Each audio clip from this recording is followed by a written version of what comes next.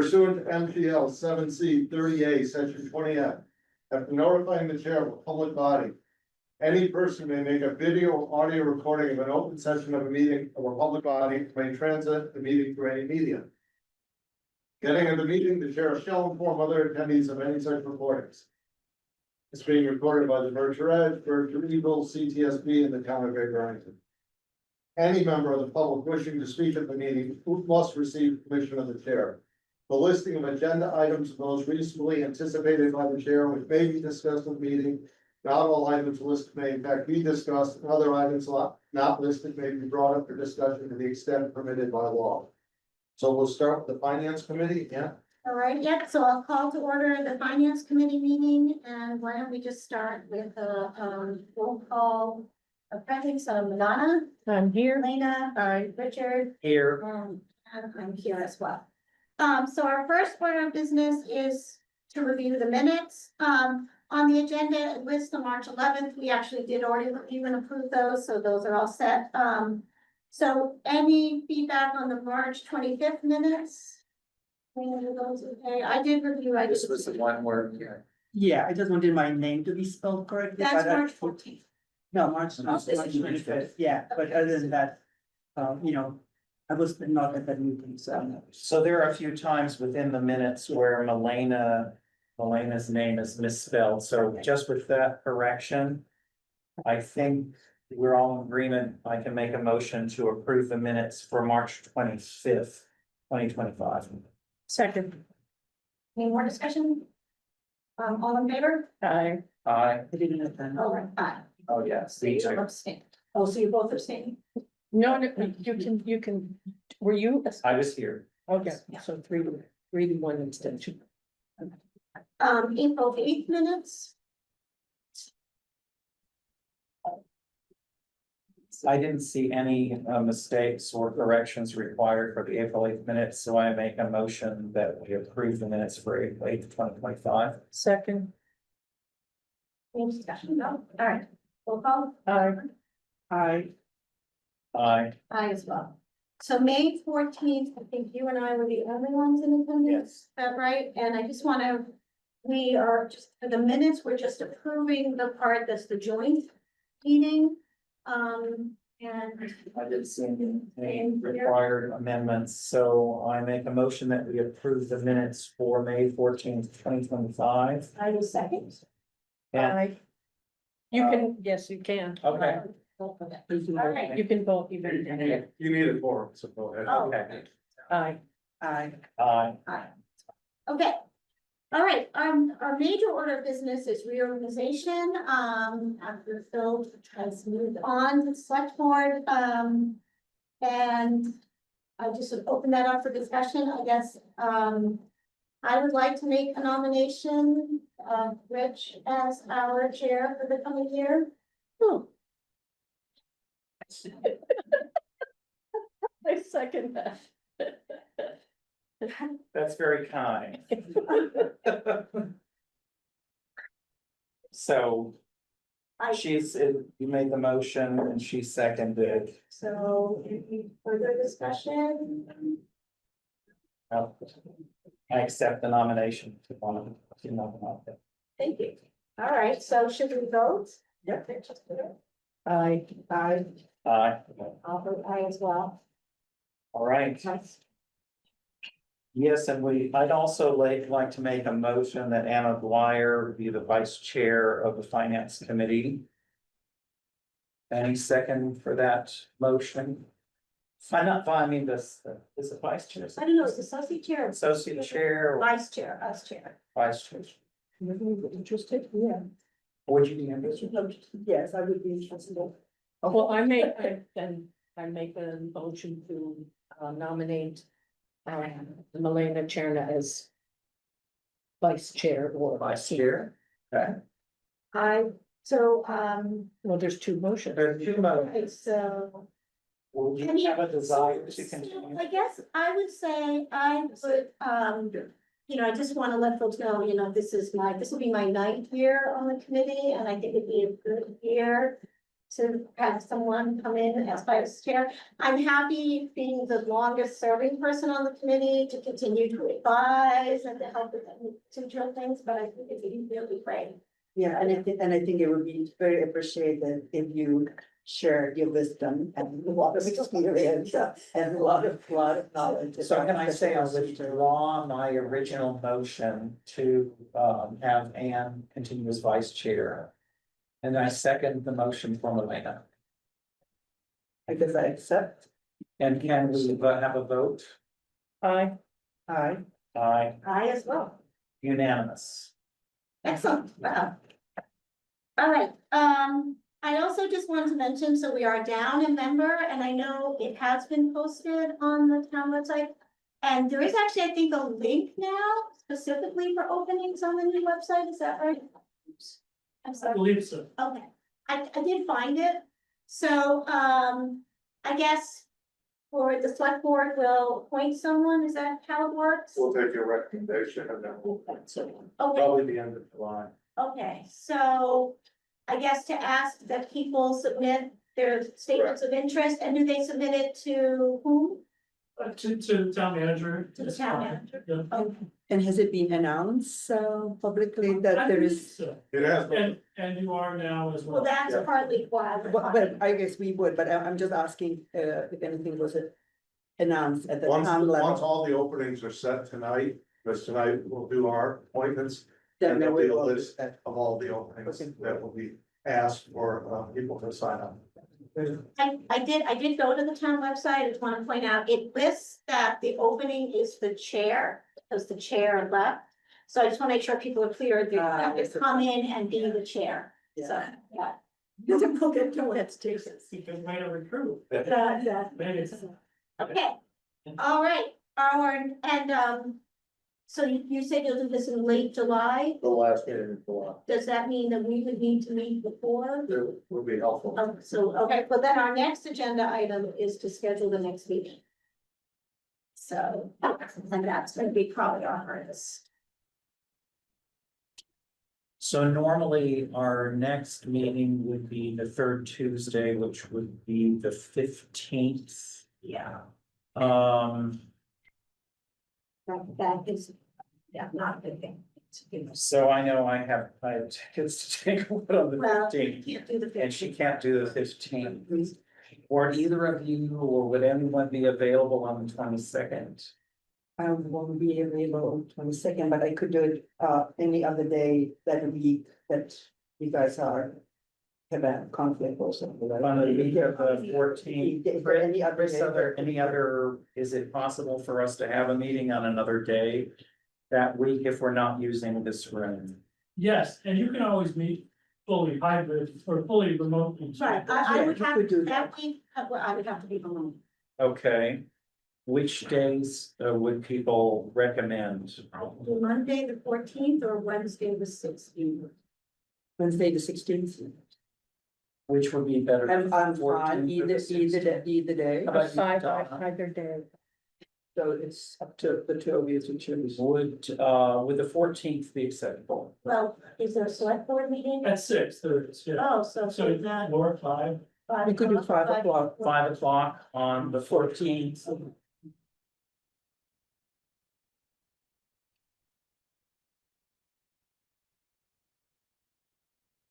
I will be remote that week. Well, we'll all be remote on that meeting. Oh, no. Yeah, we were. Right, we'll all be remote on that. Yeah. We're gonna continue what we were doing last year if possible. And we'll need to end by 6, correct? Then, You can go as long as you want. as long as we're remote. Yep. If the select board will be here, we'll schedule you on different channels. Oh, you have some different channels. You'll be on the BBC too. Okay, great. All right, so I think that closes out the agenda of the finance committee. Do I have a motion to adjourn the finance? You don't, you're fine. Oh, do I need to? No. Oh, Because we have a joint. oh, So we'll I call to order the select board and finance committee in joint session. Both groups are here fully participating. So let's start with the review of the year-end transfer. First, you wanna guide us or Alan? Sure, I'll put these on screen, and so. I'll go ahead and move. Ally, in case we have any detailed questions.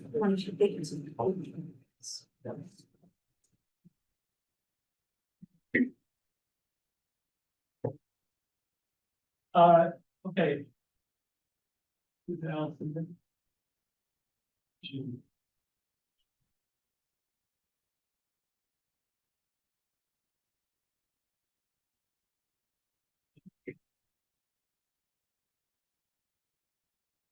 The first one is, there's a number here from the DPW. It's either year-end transfer requests that either are within one department between a salary line and an expense line. Or they're transferred between departments. So those are the types of transfers that the select board and finance committee have to see and approve. Together. The first one here is a transfer from salary, labor, or driver line to buildings and grounds repairs line. There was a deficit in that budget, in that particular line, so we're transferring funds in. We'll do this one by one. What's that? Do I just do them as a bulk? Yeah. Sure. I think so, maybe make amendments. Yeah, sure. Yeah. The next one here is a transfer of $130. Again, this is within a public works line. There were deficits in the trash hauling equipment repairs. So moving unspent money from salaries into expenses. Next one, also in public works from certain salary lines, the tree warden, equipment operator, cover deficits from equipment. Repairs, street maintenance, and repairs, total $60,200. Chris, I have a question, I'm not sure I totally understand of, so it is just paying moving things to pay the debts, or is it making money worse, or paying debt what's happening? These are places where the public works budget, either the highway budget or the buildings and grounds public works budget. Where particular items were overspent, but there's still money in the overall account for that department. But in order to spend something from a salary line on an expense line, you need to officially approve.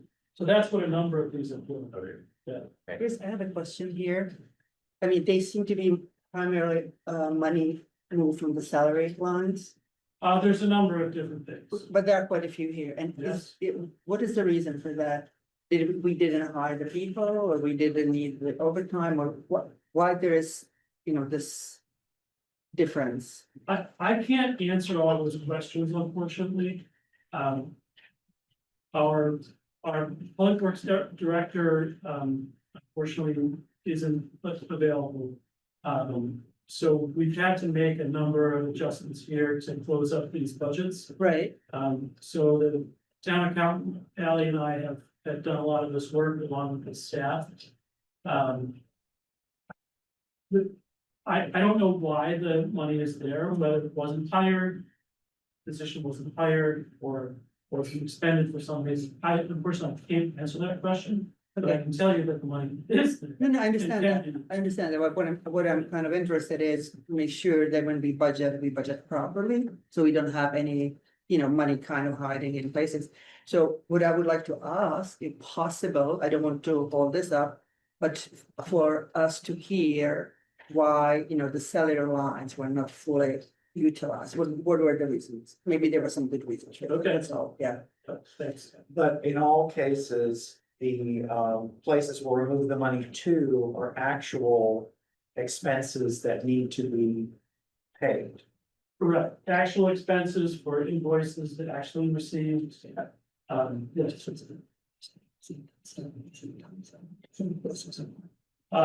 Next up, also in public works, these are more salary moves over to equipment maintenance.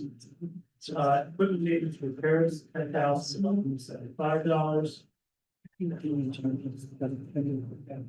Next page, again, $61,450, movement from salaries, equipment maintenance and repairs.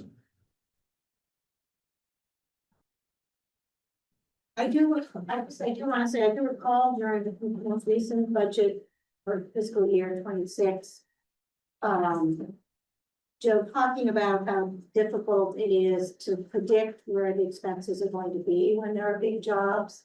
But yeah, it would be nice to know which equipment, because I think we did talk about at the last budget season that equipment, when it goes down, is very expensive, and we can see that here. So I think it would be helpful for us to know where this is coming from.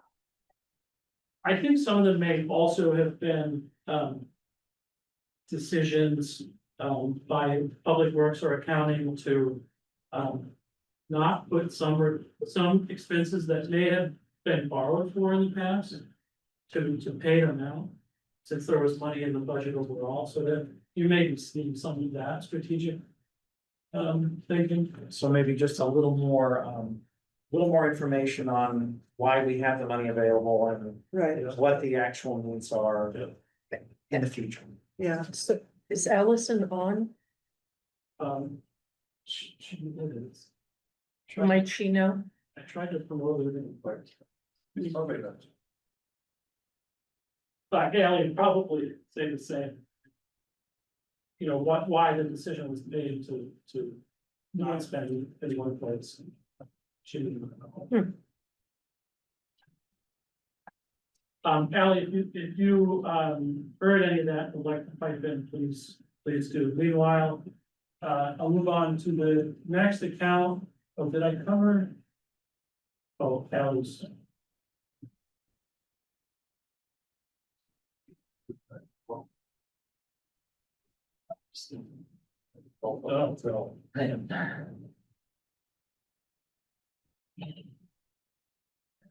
Can you hear me?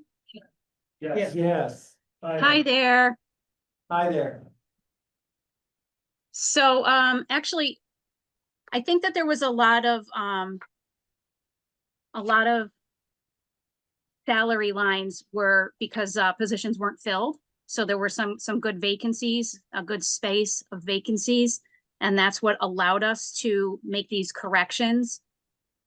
There was, as you can see from the second page, the year-to-date budget report that's attached to it, you can see that there were a number of items in a deficit situation here that we had to do a lot of movement to make up. We did as much as we could as regular transfers that do not require your approval. So from salary to salary or from operating to operating, but we just couldn't make it happen without moving some salary to the operating to make up the deficits. And Ali, thank you for that. I mean, my question really is, I would hope that when we budget for salaries, we fill those positions or try to fill them within the time frame. I know it's not always possible. I know you will run into deficits. That's just kind of that's part of life. But I mean, I'm just surprised that we have all that money there. I mean, I fully don't understand it. but- Definitely, that's a question not Yeah, for Ally, yeah. but for the Yeah. department head. Okay, we'll go there. Yeah. Sorry, I skipped over this one on the screen now for $6,025. That's from Buildings and Grounds, an expense line from that budget to another budget, the highway expense line. Next is in the fire department, from firefighters' salaries to firefighter rentals expenses, $7,080.70. First, do we know if that's Houstonic or district? Barrington? I'm sorry, I don't know for sure.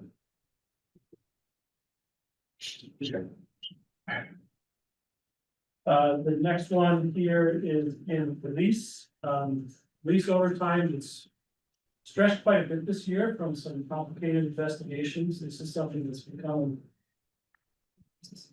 maybe a new normal. I'm not sure. Actually, Chief is here if you have any questions. This is a transfer of $2,500 from interpreter services to overtime. I guess I would just comment that this level of detail would be helpful on all of the transfer requests, because this is extremely clear what's going on. Oh, yeah. Thank you. The next one is similar from debt service, however, unspent proceeds there into police overtime. That was a very large chunk of time, $25,000.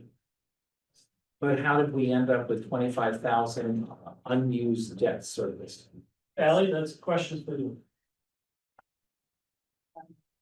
Go ahead, Ally, you can unmute yourself. And you, Reduce bar. I can you see. hear me? Yes, yes. Alan. Okay. So as you might recall, we went through all of our capital projects to find any unspent bond proceeds this past year. And we Yes. essentially halved our borrowing in November, our bond borrowing in November. Therefore, it left us a little bit of a residual balance in this debt service long-term interest line that I am happy that we were able to do that, because it provided us this lifeline to fund the police. And there's a couple of other items that I was able to help out with. Yeah, excellent. Thank you. You're welcome. Next up, anticipating some legal expenses, moving lines within select board town manager budget. Sorry. Administrative salaries to legal, $5,000. It's still an open matter or, well, that's all right. Is this matter still an open matter? It's for. Yes, it's for any open matter. We anticipate that June bills will be filled in. No, but the details are saying that transfer will cover the services of a special counsel for a personnel matter. Yes. So that's an open matter.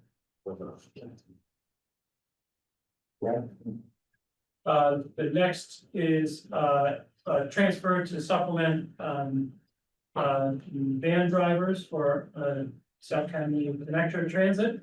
I have funds in planning department, economic development. To the extent we can spend them on van drivers, that means I can extend the life of the grant building company, which is great.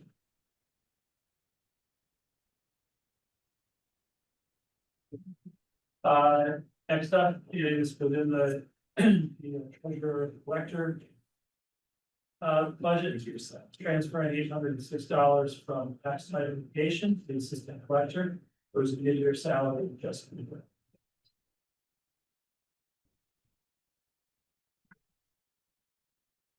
The next one here, there was a problem here where the fire district stipends within the treasurer collector budget were incorrect. So this is a correction to pay it through the payroll rather than through expenses. So does it mean that we are, if I understand it correctly, that there's a stipend that is being included in the overall compensation that will determine the retirement benefits? That's how it is? To determine the retirement benefit? Well, it says towards our retirement wages, so.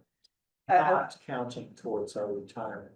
Spiders of stipends would be. Yeah, I know, but that's what I'm saying, that they didn't, so we are including stipends in the overall compensation that determines the retirement benefits. Yes, I'm sorry, I thought you were talking about. Yeah, okay, so that's kind of a correcting that. Yes. Okay.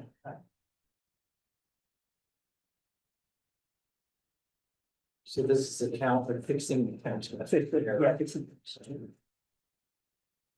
Next up is $9,710. This is another area that, similar to what Ally was saying earlier, funds and long-term interest that we will transfer over to financial services.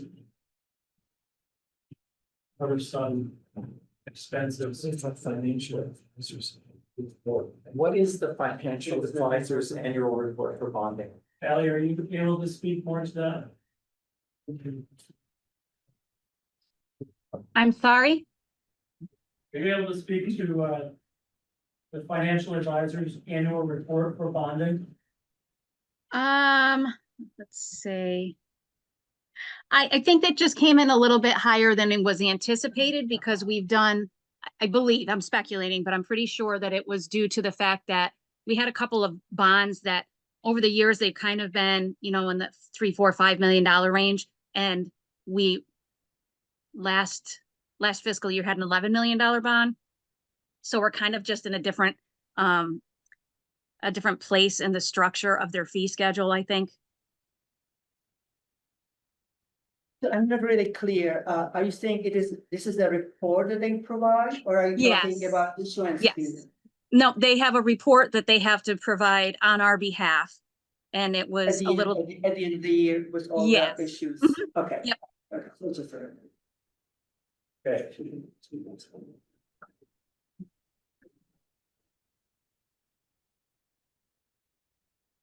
The next up is $7,000 transfer into Medicare line. And these are areas where we saw high costs and overtime. Generating more expenses in the Medicare line.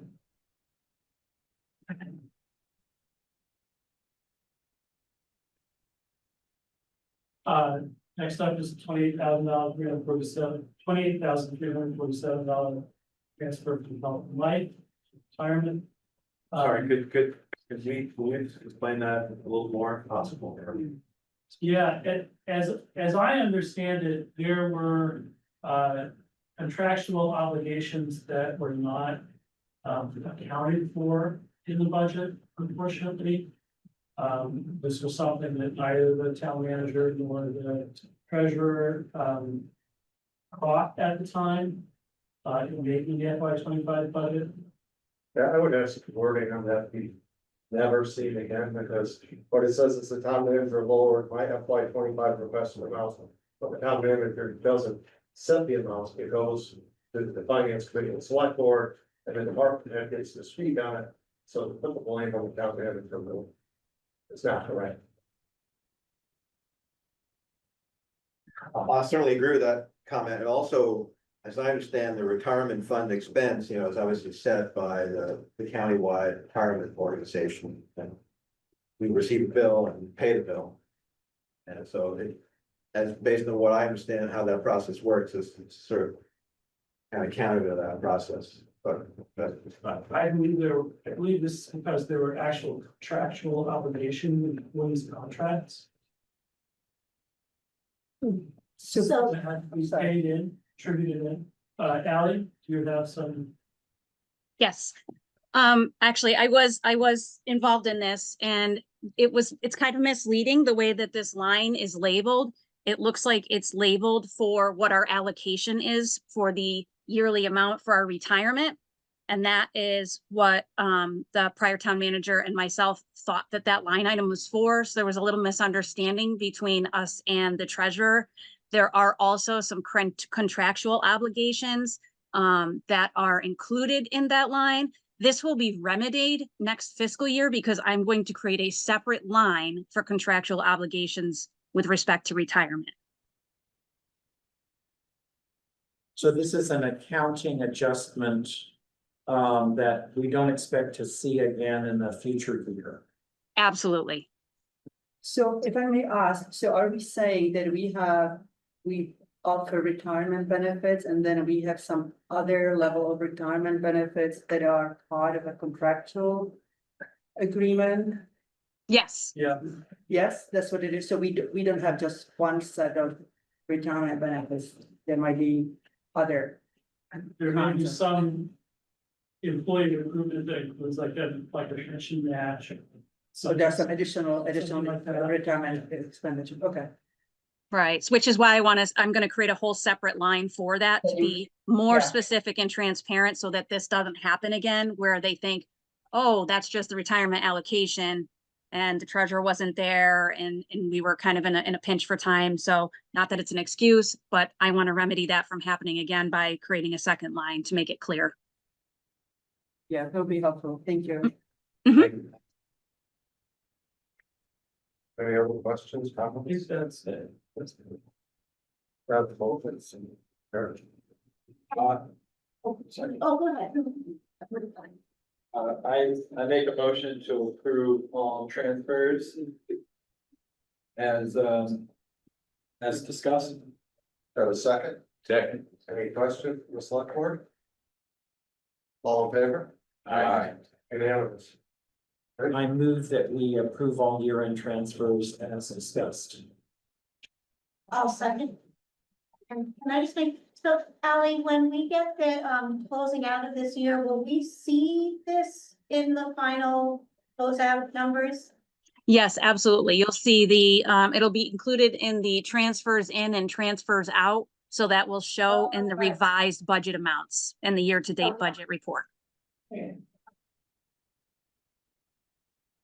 So, Donna, I, I Aye. unanimous. Thank you. All of the paperwork is on the counter for signature. Oh, Thanks, Al. Okay, next is a You're discussion welcome. of proposed construction and financing of a new high school with a school committee and school buildings committee. So if you guys want to come up to the front, and ladies, good. You're gonna speak from here. Yeah, that'd be great. Perfect. yes. Perfect. So good evening, Rich Mahoney. I think I know most of you, but I'm a member of the school committee, and I reside here in Great Barrington. With me is Bill Fields, also of Great Barrington, Diane Singer, also of Great Barrington, and Jason St. Peter of Stockbridge. He also serves as chairman of the school building committee, and of course, Steve Bannon, our school committee chair. I think maybe what you're gonna hear tonight may have been oversold in terms of its excitement level a little bit. There's a separate school building committee that is still in the process of finalizing the design of what will then eventually come before you. As well as the cost estimates, which I know I was very concerned with. I have very little information on that tonight. What I'm gonna bore you with tonight is two kind of procedural bureaucratic matters that are unique to the town of Great Barrington. That we kind of thought we should update you on now, so everyone knows the rules of the road going forward. So like I said, it may not be as exciting as the line item indicated, but bear with me.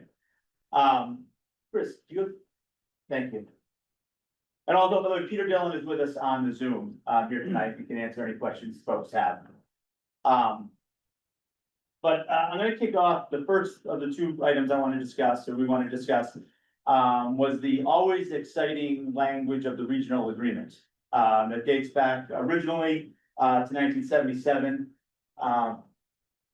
Steve's probably the only one who remembers that, but, this is our original agreement, and one of the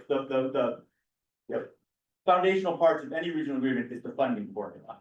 And I'll just call out a couple words of this. I know it might be a little hard to read, but it starts with all costs for the fiscal year.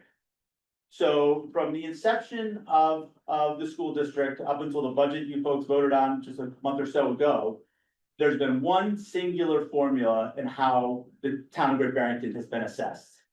All the costs get lumped in together, and we do this, if you see down, there's language that says, by the ratio that such member towns pupils enrollment in the district on the October 1st of the calendar year preceding. So it's always been this just population of the school divided up between 3 towns, you all get your bill. As a function of state law, that's changed a little bit with the advent of this minimum local contribution, which adjusts that a little bit, but fundamentally, that's how it's been done. But an important change, which has never been utilized, came into effect in 2017.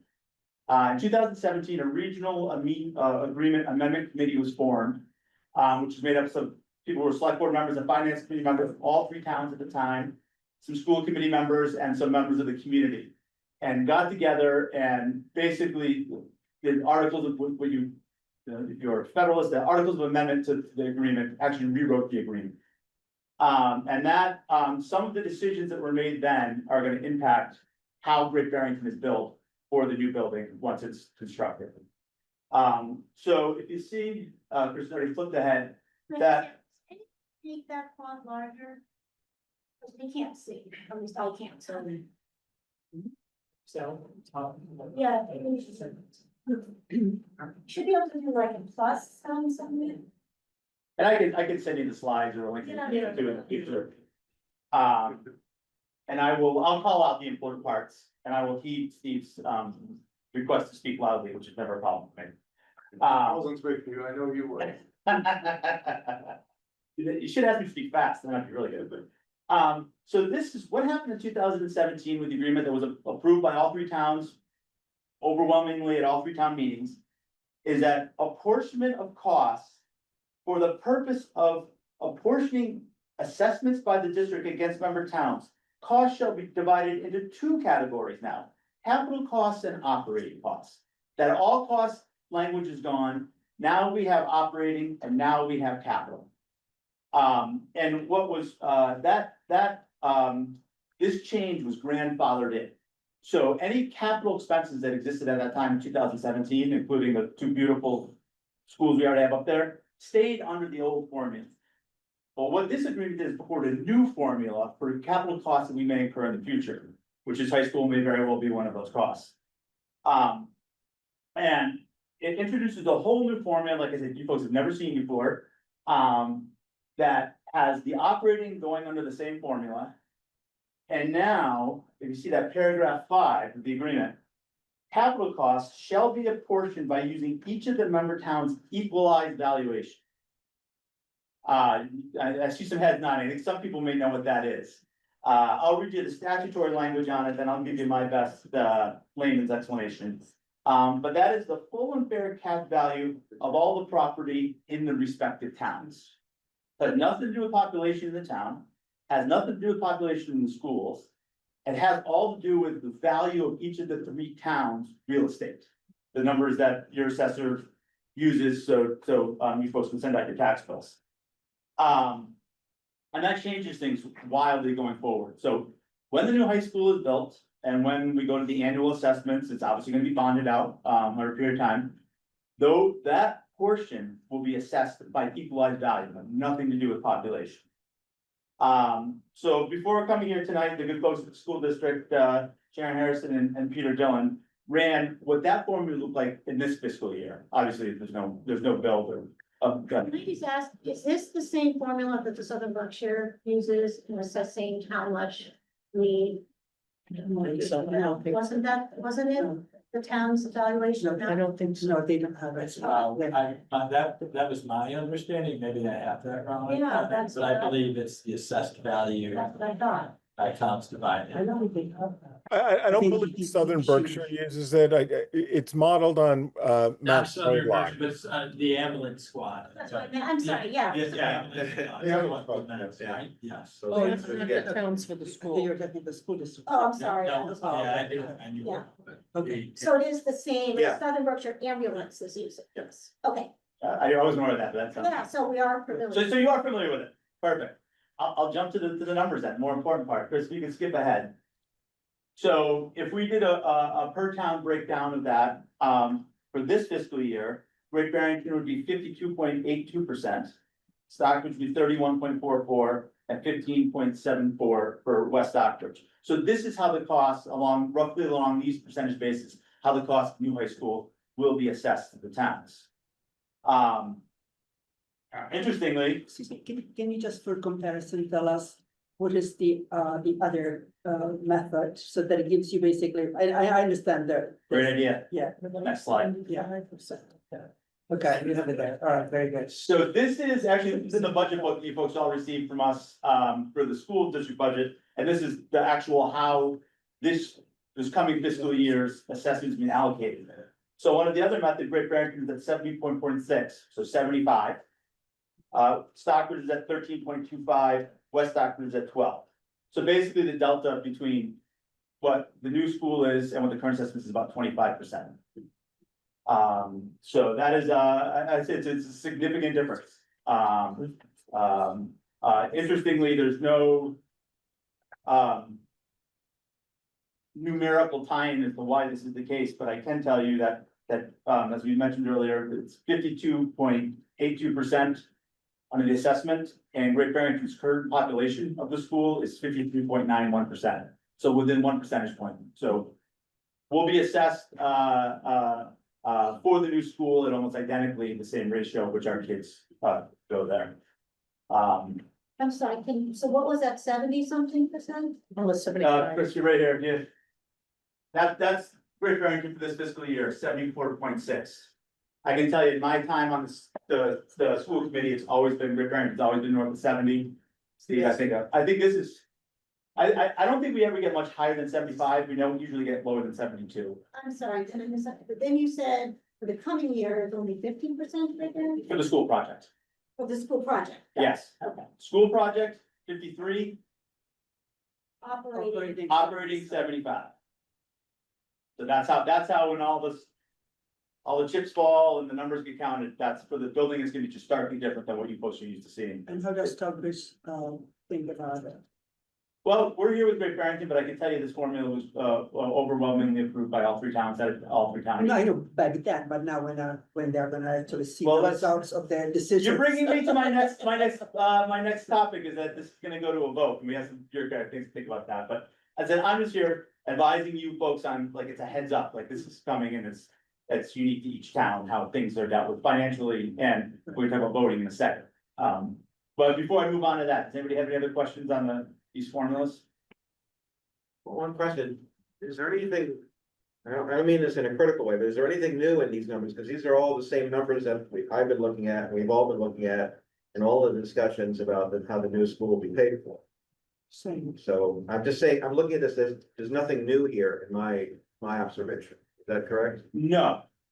In your observation.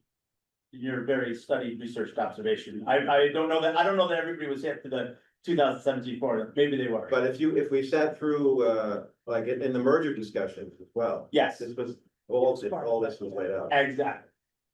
All right, so I'm no criticism here of anything, but just that there really isn't. I'm telling you old news, I'm telling you old news. Okay. Nothing, Then nothing, make sure I'm not crazy. Okay. yes, yes, well, we're not gonna vote on that, but. Fair. I gave you that. Yes, so exactly, it's new in the sense that this formula has never actually been employed here in this district, and it's gonna for the first time, on this building. Because we haven't built a new building. It's for capital costs, and we haven't done major capital borrow, we've done capital, but not major. Not That's major. defined in the. Yes, Okay. We all agree. yes, so when we buy a truck at the high school, or, you know, we buy a truck or a plow or something, that still goes on the old formula, it's gotta be major. Which is there, and this sounds great, has there been any talk about using the EQV formula for our operating costs as well? It was discussed, it was debated over many nights by the regional amendment committee, and this was the formula decided to go forward, and this is the formula that all the towns approved. But if, So yes, it was discussed heavily. yes, but so if we were going with that, we would be paying roughly 50% off. 2 people voted for it. You're talking one of them.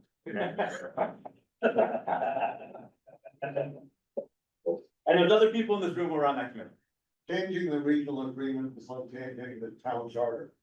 Yeah. Owners process, that takes a lot of political give and take. I was the co-chair of that committee. There were 3 co-chairs, one Stockbridge, West Stockbridge, and Great Barrington. And my anachronism was this was the RAC committee, and RAC was the torture. It was a year and a half. There was a lot of give and take.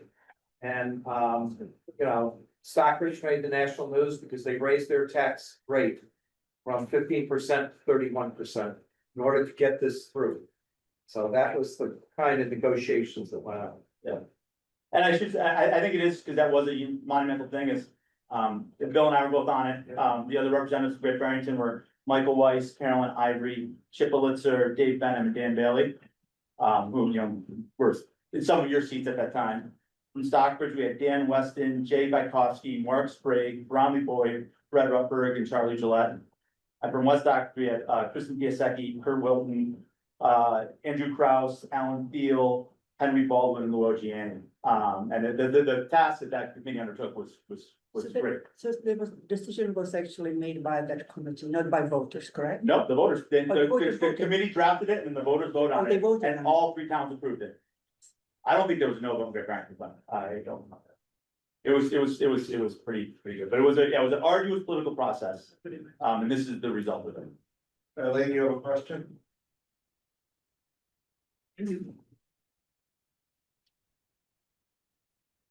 When your hands raised, just unmute yourself. Where can one get a copy of that? I just looked on the town website. And the one that's here was last amended in, give me a second, 1990. Eileen, I think it's on the school You read district those website. website. It's on the school's website, but I can send you the link, I mean, if you want. I know, We'll send you I'm on the school website and I can't find it. Okay, we'll send you the link. We're getting a new website eventually. Yes, yes, yes. We'll send you the link. Eileen, you covered that amendment diligently. I'm surprised you don't have a copy with you, but, anyways, but any other questions on that, on the funding formula of the new high school? And you know, I mean, obviously, we're gonna play a time to discuss it, over the next few months, but. So the next thing, which may draw some, action items, particularly from the select board, is the vote. As you may be aware, because we are, drawing, a large amount of funds from the state, from the Mass School Buildings Authority. In addition to the regular appropriations process, we also have a district-wide referendum to approve it. Dr. Dillon has worked with the three clerks from 3 towns and scheduled that vote for November 4th, 2025. So that will be when the vote is on this project. It's chosen that way for a lot of reasons. It's kind of random that it's actually on what normally would be an election day. That wasn't by design, but the MSBA kind of, as you may remember or may know, from the onset of once you get in the program, very strict deadlines as to when you have to meet. So we wanted to give as much time to when the project design and cost estimates were done and the vote. And so we maximized that time of this voting game, which will be good. And the school committee, there's state statute provides 2 options about how you can vote on this. It can either be 3 individual town elections or a district-wide vote. And we're gonna do a district-wide vote. The school committee voted unanimously, do it as a district-wide vote, so all 3 towns. Will vote whatever the sum total of all the votes are. Yeas carry or nays carry, and it's a simple election, majority rules. This is done like an election vote, not a town meeting. Correct. Yep, it's gonna be, at all the regular voting places. I don't want to speak for the clerks, but I'm pretty sure we're gonna do 2 voting places in Barrington. And Stockbridge and West Stockbridge, they just each have 1 voting place. But you are voting on the project, not on financing on the project, correct? You're 1 step ahead of me on every slide. So that's what we have put together. That is, we've already set that in motion, that on November 4th, we're gonna vote on the project. You know, the town won't get a bill on it for 2 or 3 years, because we have to build it, bond it, and then come through. What the primary reason we got on the agenda tonight is to advise you that the best practice is to do your override vote at the same time you're doing the vote on the school.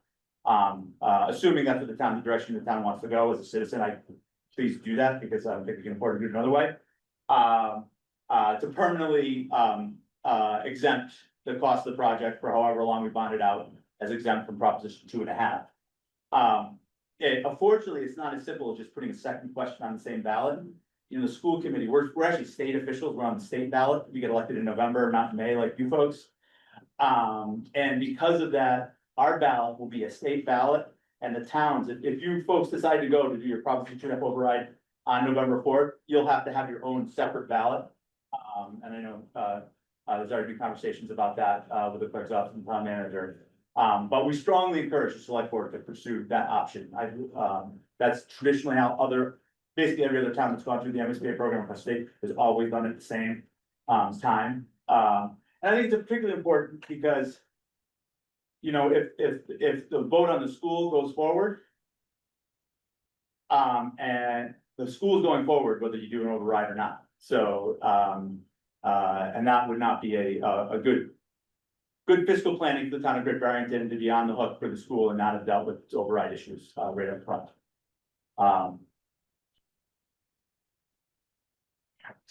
I'm sorry, I don't understand what you just said. So you said that if you vote for the project, the town of Great Barrington would have to find financing one way or the other, whether even when the taxpayers don't approve the override, correct? Correct.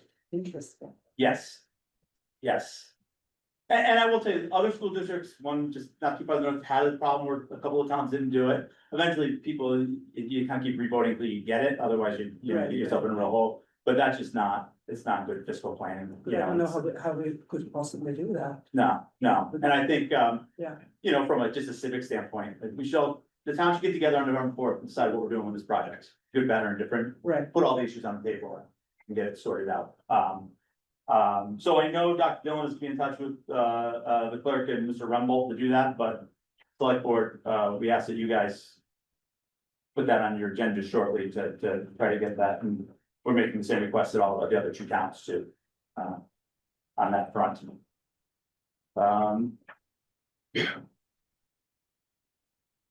I think that lays it out. That's all I had for you. Does anybody else from the team have anything they wanted to add? One day, two bags. What's it? 2 votes. And at some point, there'll be a more exciting meeting when Jason and Diane and Bill and their team come back with very pretty pictures and hard numbers for you folks to all pick apart. And we hope, I'm sure at that point, all your questions you have about the project in general will definitively get answered. Another question, so I'm assuming, I mean, you're on the finance committee for the school district, you guys gonna be doing the numbers together to share with everybody? Yes. Yeah. Yes. Do you have any idea when you may be ready with that, or? No. So, You can speak, you want to speak, or get it? So the MSBA, Jason St. Peter, Chair of the Building Committee, member of the School Committee, President Stockbridge. The MSBA is gonna be voting on it, August 27th. And we'll have the absolute final numbers at that point.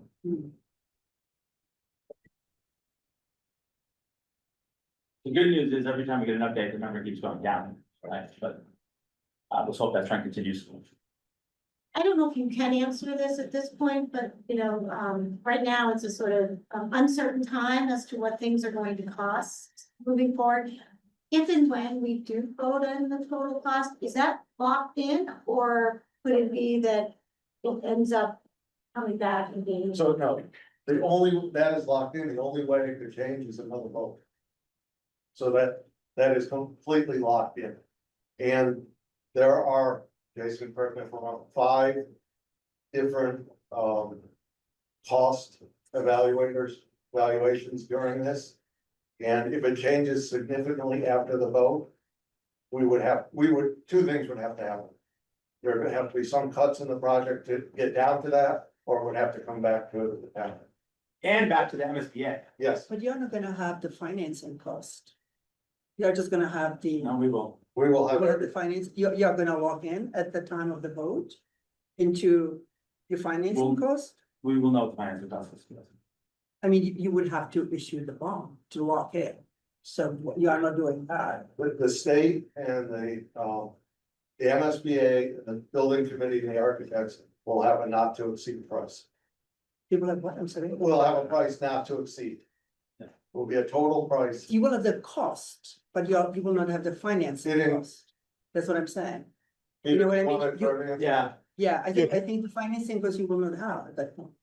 Can I speak to that a little bit? Is that okay? Yeah.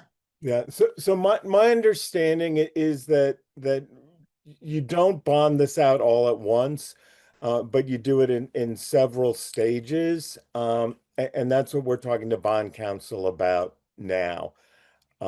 So we'll come back with more detail on that, but I think it's several short-term ones that culminate in a bigger one. We have a couple people. Eileen, your hand's still up. Did I just not lower it? I'm sorry, I'm sure I put it down. Okay, no problem. Okay, James, I think Bill has a question. okay, I'll go James. Hi, this is James at 84 North Plain Road. I just wanted to ask, what does significance mean? 10%, 20%?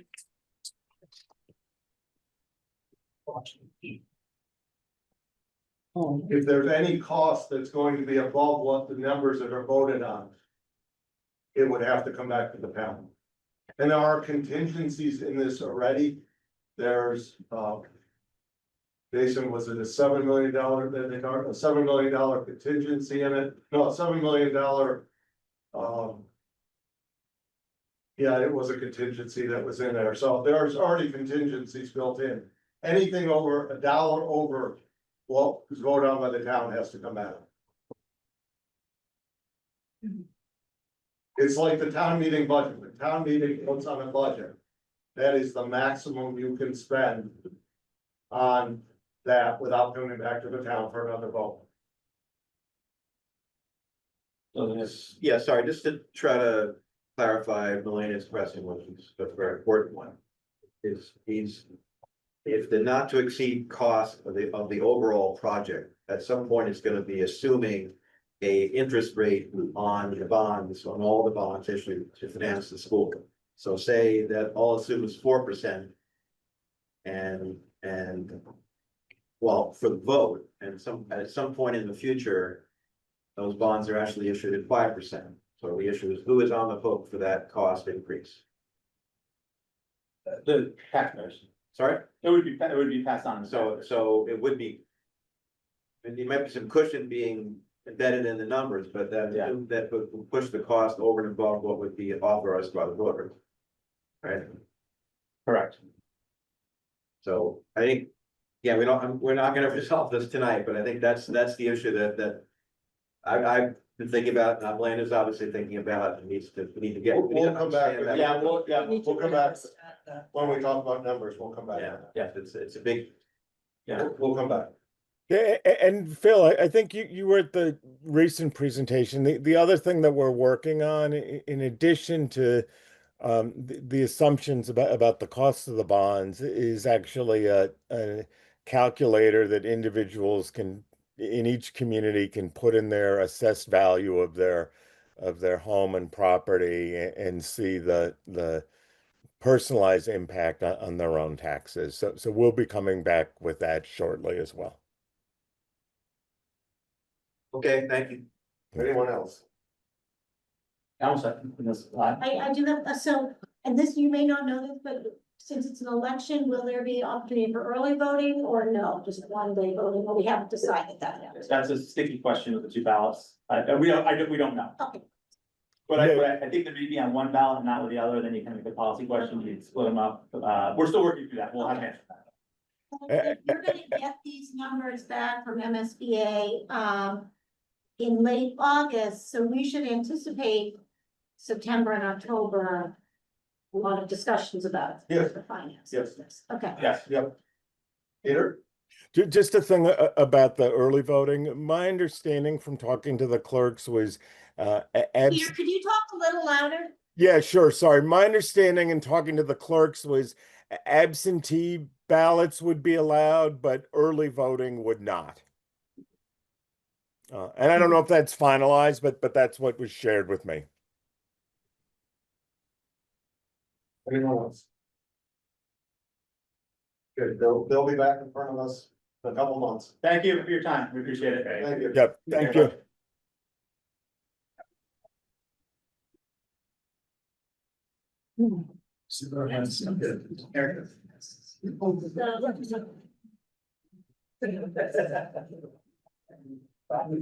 Thank you for the adjourn, Rich. Yeah, go ahead.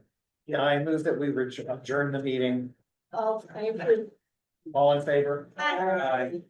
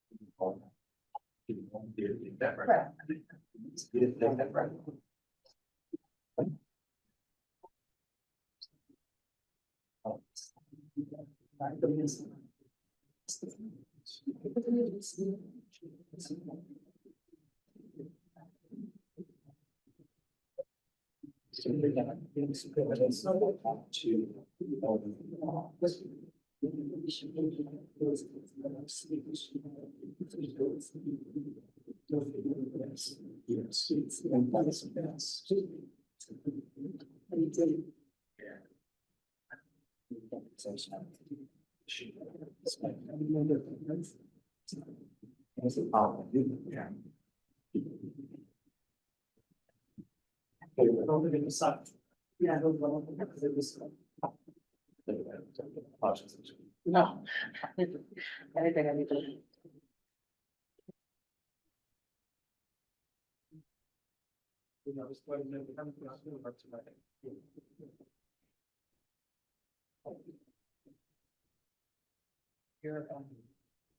Richard, we have not gotten to the arch market yet, so is that what you wanted to talk about?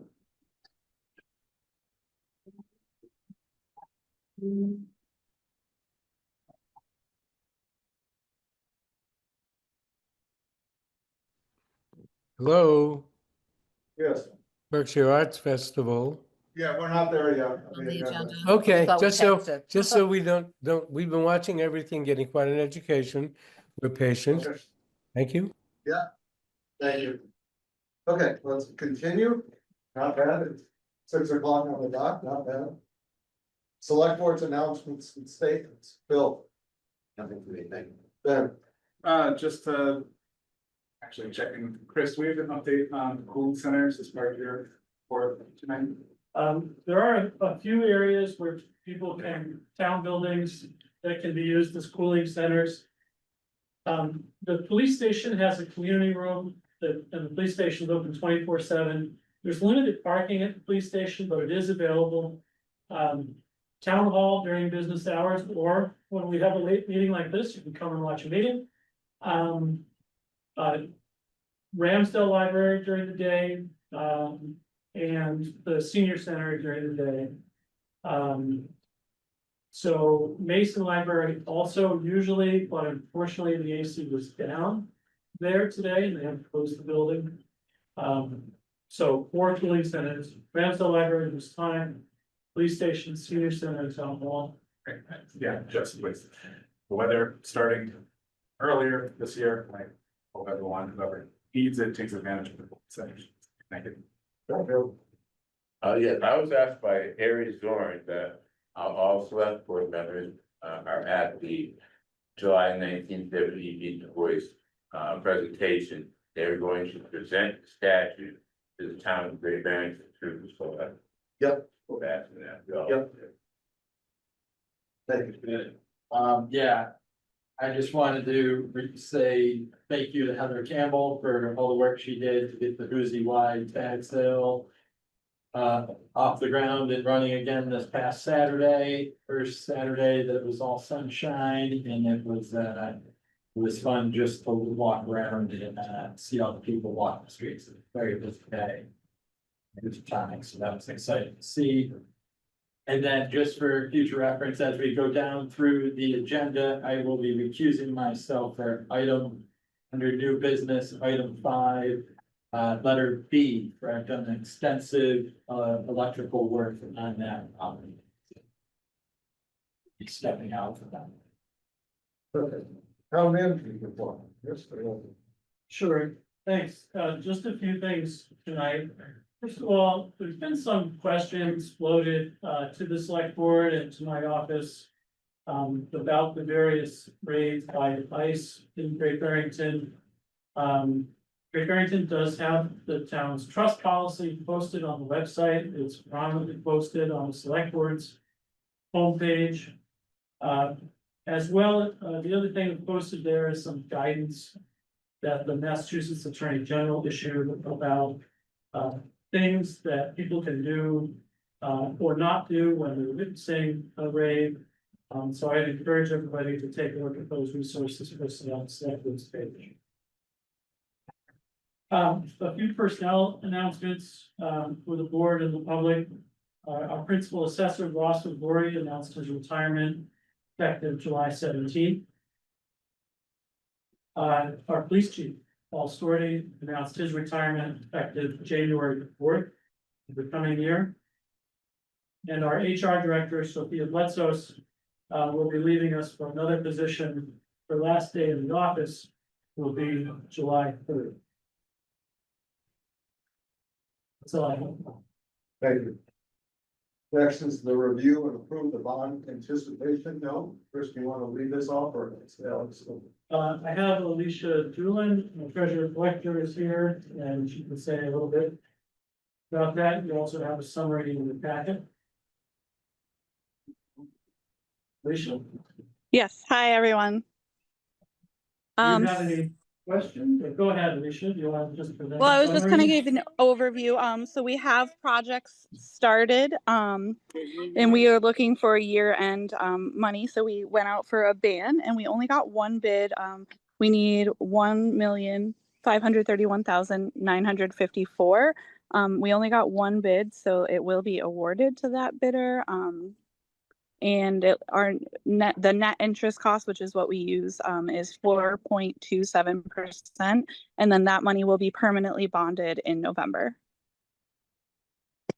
That's the Any questions? There is before we- a list of projects and things in the attachments that I gave you that tells you what projects we're borrowing for. Very good. Yeah, the clarification, the later on in the materials, it says that the yield on the bonds is about 3%. So that's different than the NIC. So, I think that's actually the way I would look at it, is that we're borrowing at roughly a cost of 3%. I think the rate is 4.5. Right. The rate is 4.5, but. Okay, I go don't want to ahead. get us bogged down in this, but whatever it is, but the material's a little contradictory and looked up Nick and it's kind of a different thing. So maybe I can ask you to come back to me just to clarify what the yield is on the bond. Sure. Otherwise, yeah. It is what it is. We have one bidder, so it is what it is, but. I think the Nick, as Alicia explained it to me, is that that's how the bids are done. I agree, yeah, but we could, we don't need to get bogged down, but I do ask you to clarify that. Or clarify. So the net interest cost is well, in this case, it's only 6 months ban. So the net interest cost is the calculation they use, which is it uses all 6 months. Normally it would use a 20-year for when we do a 20-year bond. So it takes all of the months that you're having the ban into account and gets the net interest rather than, which it always comes out usually lower. That's why they go by net interest instead of the coupon rate. It works as fast. All right, we can go ahead. Yeah. Any other questions? Do I have a motion? Yeah, so you participate here. Yes. All right. Glasses on. Okay. All right. I, the clerk of the select board of the town of Great Barrington, Massachusetts, certify that at a meeting of the board held June 23rd, 2025, of which meeting all members of the board were duly notified and at which a quorum was present.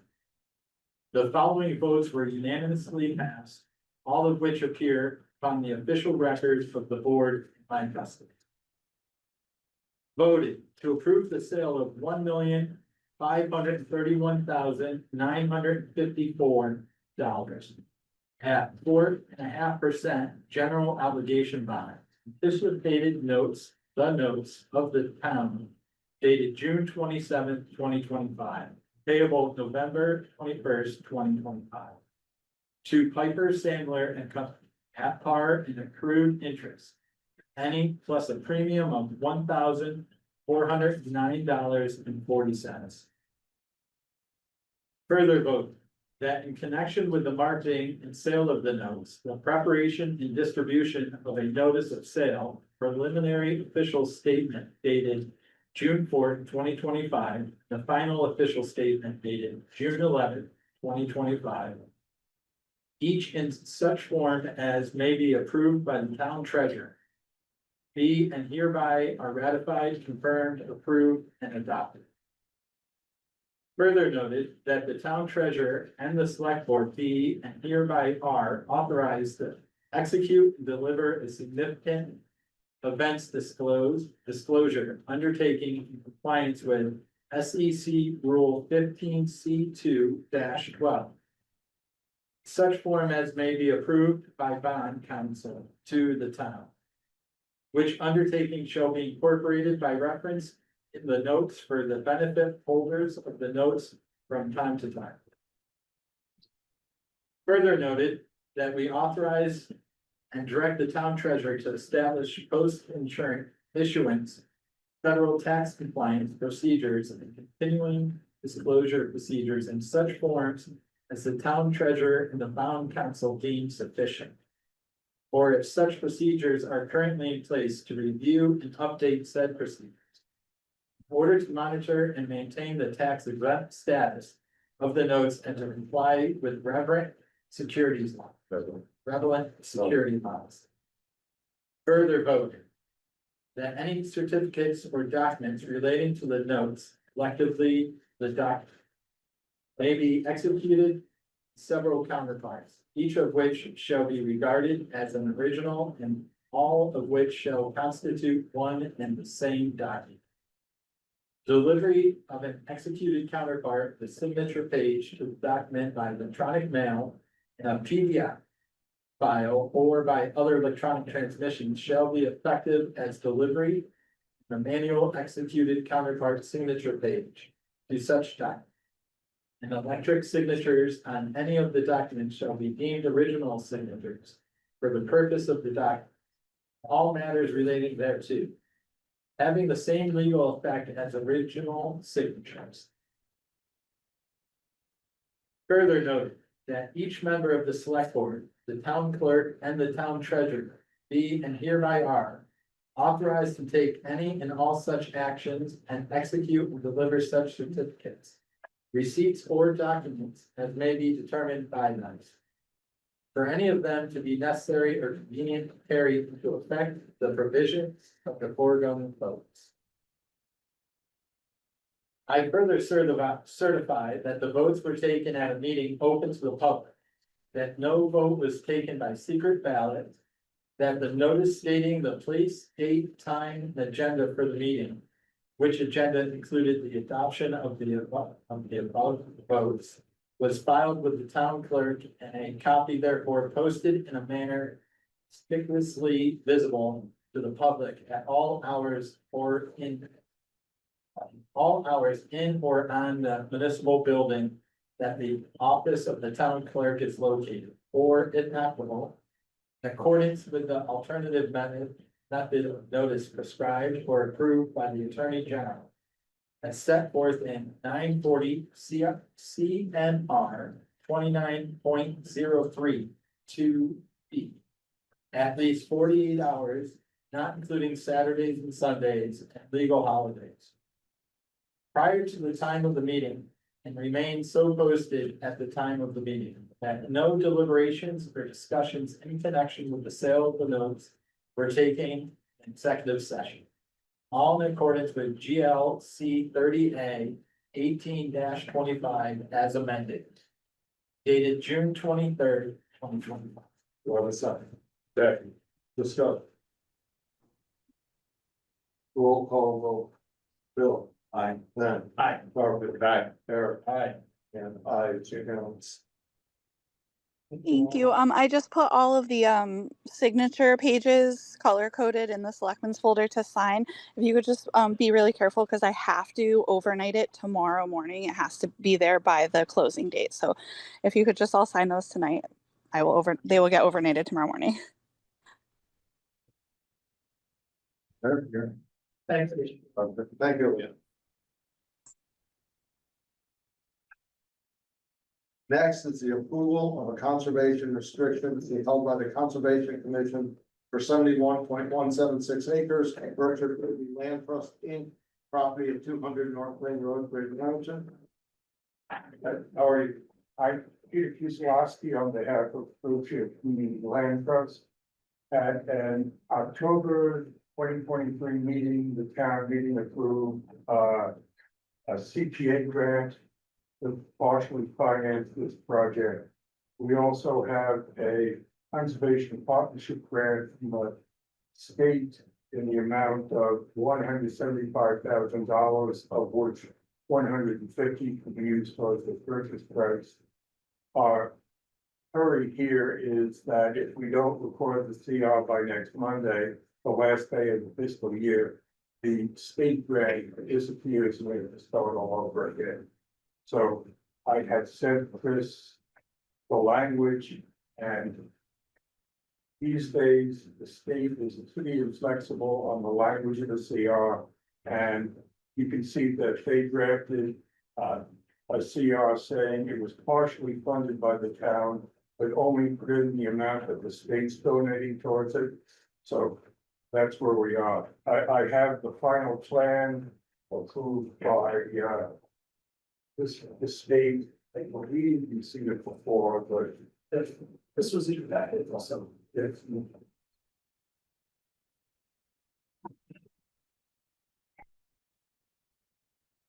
So we're asking for this court's approval of the CR.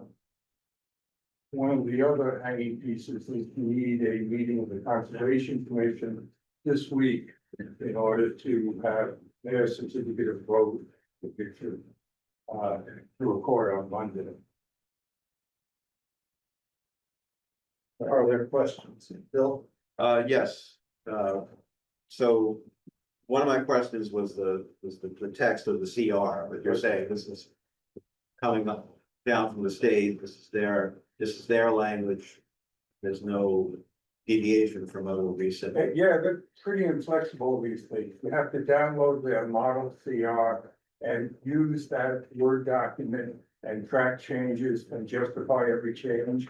So it's getting hard. In fact, I've got one that's still hanging for 500 acres where the landowner wants a little extra liberty to use ATVs on the property while he owns it.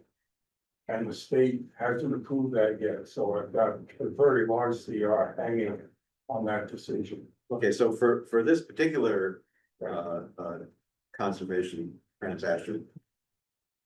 It's been, from what I read in the papers, it's been around for you've been working on it for a couple of years. Right. There are many moving pieces to it, multiple steps to it. Yeah. Can you just give me a brief overview of where you are in the overall process? I understand the need for this document at the end of the fiscal year, but big picture, where is us? Oh, big picture is it must be complete by Monday afternoon. Jane Iredale has been very generous. She purchased the property to preserve it for the land trust. She is selling it to the land trust for her purchase price plus the cost of the improvements she's installed. And she's taking back a pretty large mortgage to close the gap on the financing on this also. We then have the state funds, of which 150 goes to the purchase price. We have the CPA money of 300. The farmers, and it's off the shelf farm, are purchasing the structures subject to ground lease. This is the way the Berkshire Community Land Trust does everything. They're purchasing the structures for $250,000. The state's already given them a grant for an egg processing building, which is already constructed on the property. That was $500,000. And the rest of the purchase price, which comes to $1,750,000, is a combination of money that the land trust has raised and the mortgage that Jake's taking back. Everything needs to be signed and recorded by Monday afternoon. Okay, well, that's very relevant. And so can you just clarify the specific role of the town of Great Barrington in this arrangement? That's referenced in this first paragraph. The Conservation Commission is going to hold and enforce the Conservation Commission is going to hold and enforce the restriction. So. But it's who is actually going to own the property after? The property is going to be owned by Berkshire Community Land Trust. Right. And leased to the farmers. Right. And you can see the 71 acres that will be subject to the restriction. It will be the Conservation Commission's obligation to inspect annually to be ensured the restriction. So the town's role is we're overseeing the restriction on the property. Yes.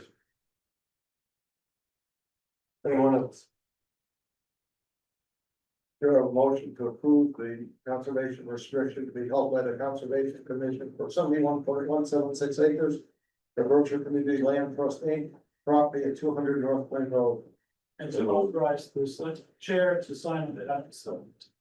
Authorize the chair So we have to support. I have a motion, I have a second. Second. Any other discussion? All in favor? Aye. It's unanimous. I too have to overnight this to the state, I get the chairman's signature. Yes.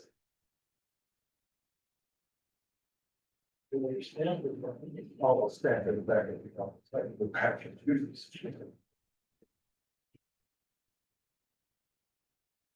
There you go. Thank you. Thank you. Thank you.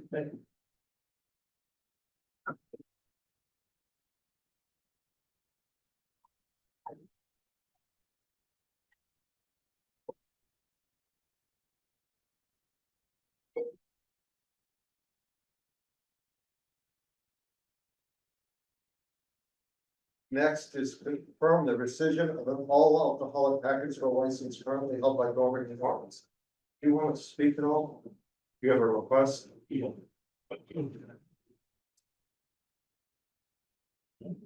Jan Tracy, owner of Norman Orders, what's about the river. I'd like to get an extension with one more, something like that, buying places. Can I speak up? Yeah. You want an extension Yeah, on this? How long do you want? at least another 60 days. It takes that long for, I've got somebody interested in that, who's been searching around for a place to do it. He's been on one site for 3 times, with Bob contractors to figure out how the numbers, what it's gonna be. So, So the request is to extend the liquor license for 60 more days.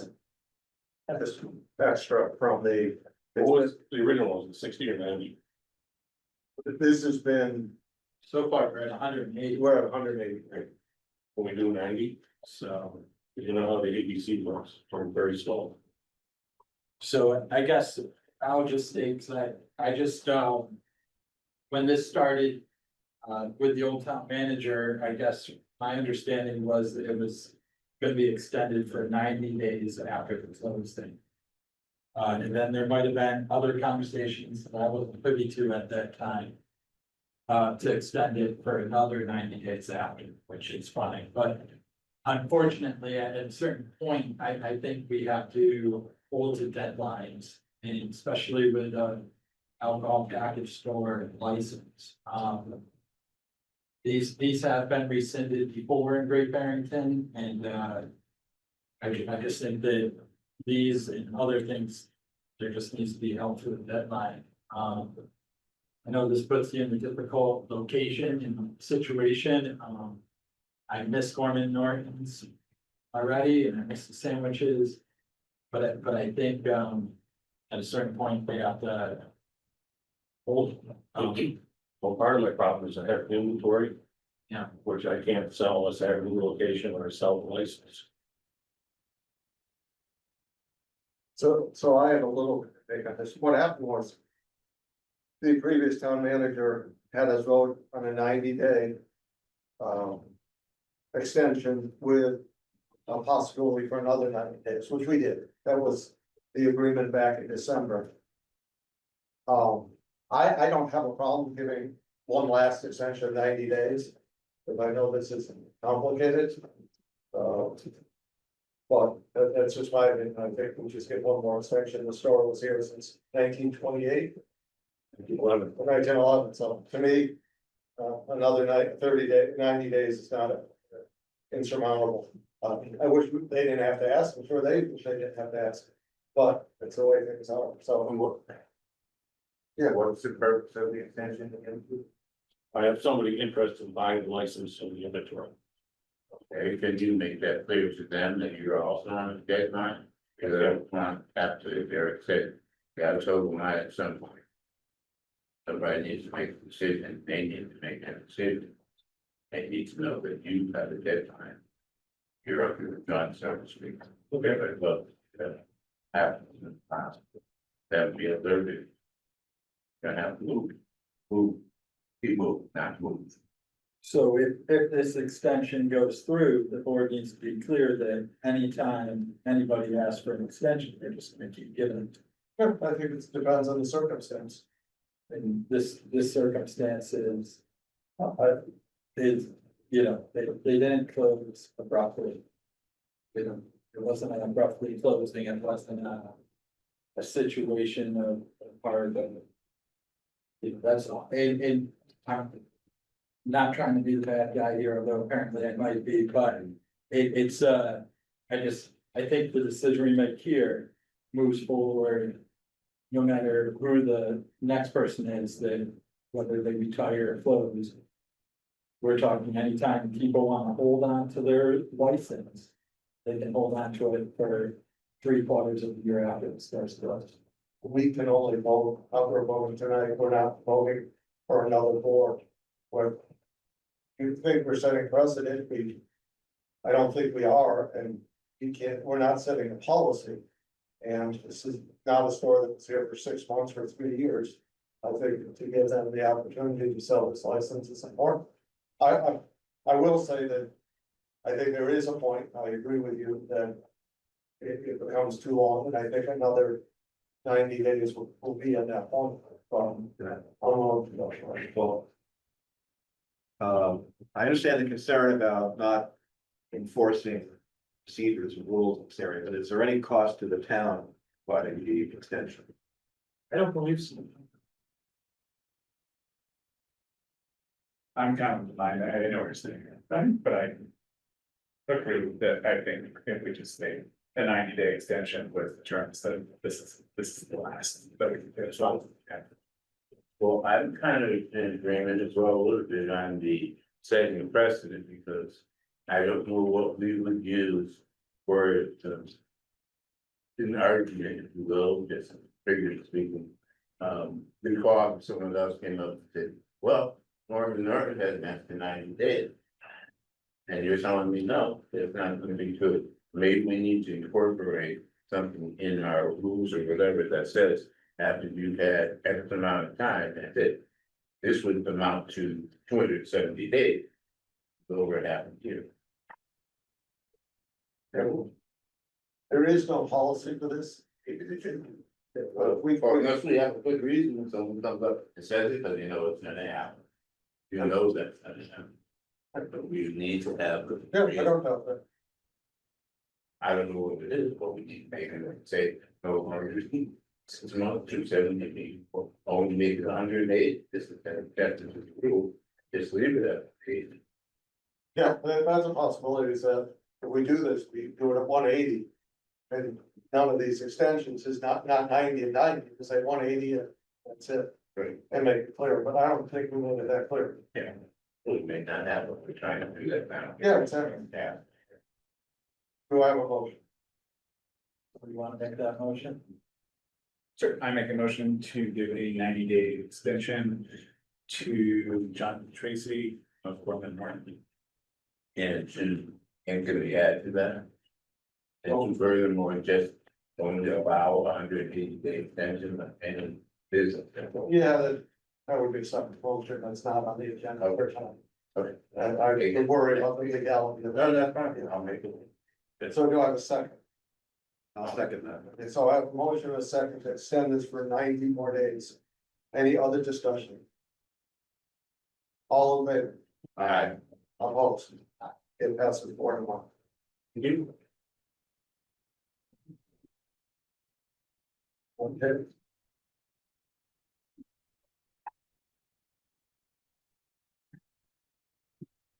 Fiscal year 2026 board committee commission reappointments.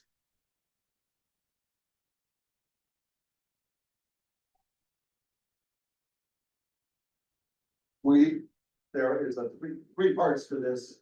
The top part, select board reappointments, middle is town manager, and the bottom is committee vacancies. So all we're worried about is the top one, so do I have a motion for select board reappointments? How would you like me to go through them? Anybody? Yeah, I think the transparency, I think, right. I make a motion to reappoint the following board members to the boards. So Affordable Housing Trust, Frederick Clark. Conservation Commission, Andrew. Video. Conservation Commission, Andrew Mankin. Conservation Commission, David Shanahan. Fence Viewer, Kurt Barbary. Historic District Commission, Marilyn Bislings. Historic District Commission, James Mercer. Historic Commission, James Mercer. Ramsdale Building Committee, Joseph Aberdale. Ramsdale Building Committee, Don Jardine. Tree Committee, Marilyn Mary Stevens. Zoning Boards of Appeal, James Manning. Throw a second. Second. Any discussion? Yes, I don't know whether thanks to you or this. You know, this is. Fence viewers, yeah, it's a very And also old, the pending confirmation from the member. That'll take. fence viewers is a really old position in the Commonwealth. They've got hundreds of people, they build boundary disputes and help neighbors see where boundaries are and hopefully settle the disputes in. They view fences. They view fences, just what they're being, just what they're being suggests. The only thing I want to add to this, Chris. There are two here that say pending confirmation from the member of the committee there. We just haven't heard back from those particular. I think we give them, make it easier for the office. We give them 60 days. If they don't respond to their email, they get a letter saying, thank you for serving. If you'd like to reapply, go ahead. Just make it easier for the office. Okay, so would you like to just take that part of your motion? No, I think for right now, this is fine. I just think it's a process going forward. We'll reappoint those two. Right, but Just makes it easier for them. They're not sending email after email, trying to get people to say yes or no. okay, great, 60 days, we haven't heard, we'll let you know. Yeah. And it's in Some days, to make it a lot simpler. So I have a motion and a second. All in favor? Aye. Unanimous. I'm gonna go slightly out of order as I can, but I usually don't, because I think there's someone here for a license that may not want to sit through. There's other people too. Sitting in front of you, so. Application for a new alcoholic on-premise license, Steadfast 413 LLC. DBA Robbie's Market, 287 Main Street, Barrington. Motion to open the public hearing. So moved. There a second. Second. Roll call. Bill. Aye. Ben. Aye. Garfield. Aye. Eric. Aye. Ben. Aye.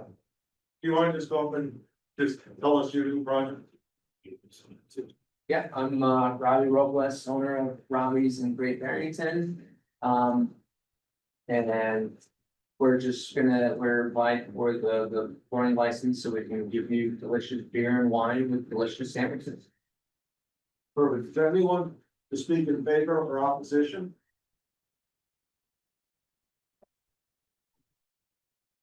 Any questions for the select board? So I've been lucky enough to come into the market since you've opened, where did that happen? They're right behind the counter where you order. It's the sandwich towards the back counter. We're just right behind. There's 3 tasks. Okay. Yeah. Where are you located? And the where Gorman Warren was. Yeah. Okay. Yeah. Oh. So happy to carry on the torch and continue making sandwiches. Quick, make community space. So I got just a couple questions also. All alcohol license.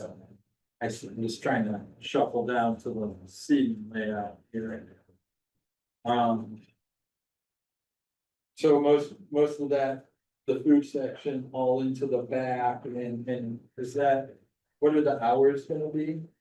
But we're gonna open Tuesday through Sunday. We're open right now from 10 to 5. Tuesday, Wednesday, Thursday, Sunday, and Friday, Saturday. We still a little later. I'll stop it right now. 7. Yes. Is there plans of it becoming like the late? You're gonna be open until 11 o'clock or midnight or something like that, that's the point? I really do not think that, no. We're not planning to be a bar or a late night place by any, just a restaurant, sandwich shop primarily. But Friday, Saturday would be nice to be able to go home later. Okay. With an all alcoholic license, any thoughts about, are you gonna expand past beer? Like fruit, a cocktail program or anything? No, nothing, it wouldn't be like a full on bar by any. Right. Might be like a nice margarita that complements some good block or something. Is there a pizza oven in here? No pizza oven in there at the moment. At the moment? Any other questions? Does everyone have obviously after, but if training, Oh, yeah, yeah. Tips are- who checks ID? And whoever is taking the order responsible for checking ID and tips training will definitely apply. It's my staff. I just want to encourage that if you take everyone's ID that looks like you're on it, there's a lot of people that are very young. You know, the card from their overlook, the young card. Yeah, be careful. Absolutely. Motion to close the public hearing. So. Do I have a second? Second. Roll call. Bill. Aye. Ben. Aye. Garfield. Aye. Eric. Aye. And I. Select board discussion. Other questions or comments? Motion to approve. I'm just gonna make one comment. I like the, you know, all the new, places that we have popping up and, young entrepreneurs opening up shops in Great Barrington. Seems like there's been 3 or 4 in the last couple of years and, Great Barrington's making a little pivot to, spots and there seems to be a lot more options coming in. For somebody that eats out a lot, I'm a big fan of that. So. And those are my comments.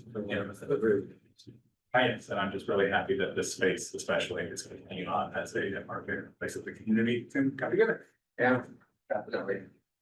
All in favor? Aye. Unanimous. Good luck to you. Thank you. I do have another quick question. I just remembered, non-alcohol, am I able to sell non-alcohol as well? Would it, like a non-alcoholic beer? Am I able to sell that with the shop? I don't know. I think I'll have Natalie follow up. Okay, yeah. I think it may fall under this license. Yeah, you need this license to And sell that- NA beer. Yeah. NA, So you okay. can't just, you have to have a. Okay. So let's get Natalie to get the final. All right, thank you guys. You give me 2 more minutes, so I get this field. Okay, I think I saw Dave Isby. Thanks. Application for the temporary entertainment license, WSBS Radio, Summer Concert Series, 800 Main Street. They're going to VFW each Tuesday from July 8th through August 19th, all events from 6 p.m. to 8 p.m. Dave, just any changes this year, any promotion you want to do? Can you guys hear me okay? Yes, we can. Yes, yeah, it's our 12th year actually of Sounds of Summer, a free community concert series. We invite everybody to come out to the VFW starting July 8th. And we've actually lined up all the bands already at this point, and you can head to our website and check out the lineup. And yeah, looking forward to another great summer. You have a motion. I make a motion to approve a temporary entertainment license to WSBS Radio Summer Concert Series at 800 Main Street, Great Barrington, each Tuesday from July 8th through August 19th, 2025. All events from 6 p.m. to 8 p.m. 7 events total. Do I have a second? I was in. Any discussion? All in favor? Aye. Unanimous. Good luck to you, Dave. Thanks so much.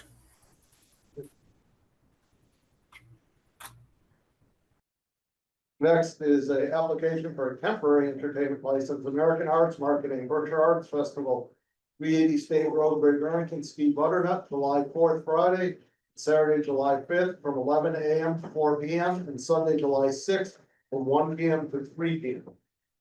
And I think someone was out there. Just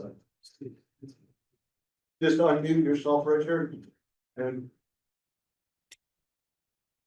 Hi there, We're here. we're here.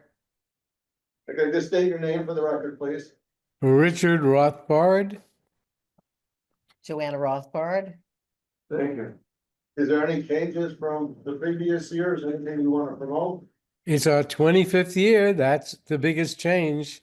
No longer. Same entertainment as last year, though. Yeah, everything is pretty much the same. It's all about the weather. Last year we had two oven-like days and a beautiful day on Sunday, and everybody came Sunday, which was exciting. And this year we look like a good, solid 80-ish forecast. For now. We'll For put now. that in the vote. Until that changes. Yeah. Do I have a vote? I make a motion for temporary entertainment license for WSBS. Sorry, whoa, backing up here. All right, I make a motion for temporary entertainment license, American Arts Marketing Berkshire Arts Festival. 380 State Road, Great Barrington, Friday, July 4th, Saturday, July 5th, 2025, from 11 a.m. to 4 p.m. and Sunday, July 6th, 2025, from 1 p.m. to 3 p.m. Have a second. Second. Any discussion? All in favor? Aye. Unanimous. Good luck to you. Thank you. Thank you. And the last license and permit. Would be a temporary hawker peddler license for the Boston Railroad Street, Barrington, each Saturday from June 28th through August 30th. All events from 6:30 to 9:30, and total events listed in our packet. I'm gonna step up this one to the workout. Perfect, thank you very much. Dean, do you Hello. have anything you want to add? Hello, Dean. No, we're just like Richard, in your previous, everything is pretty much exactly the same as last year. We are also weather dependent, so, we're in that same boat. Thank you. Do I have a motion? I make a motion for a temporary hawker peddler's license. Berkshire Bus, Railroad Street, Great Barrington, each Saturday from June 28th through August 30th, 2025. All events from 6:30 p.m. to 9:30 p.m. 10 events total. Do I have a second? I have a second with a question. Yeah, go ahead. I don't see anywhere here, this is a usual bus container always comes around. I don't see here where you're gonna put up a sign, is that not the case? This isn't for the sign, this is for the hawker peddler. Okay. For like the little market. Yeah. Yeah. Other questions? All in favor? Aye. Unanimous. Good luck to you, Dean. Thank you.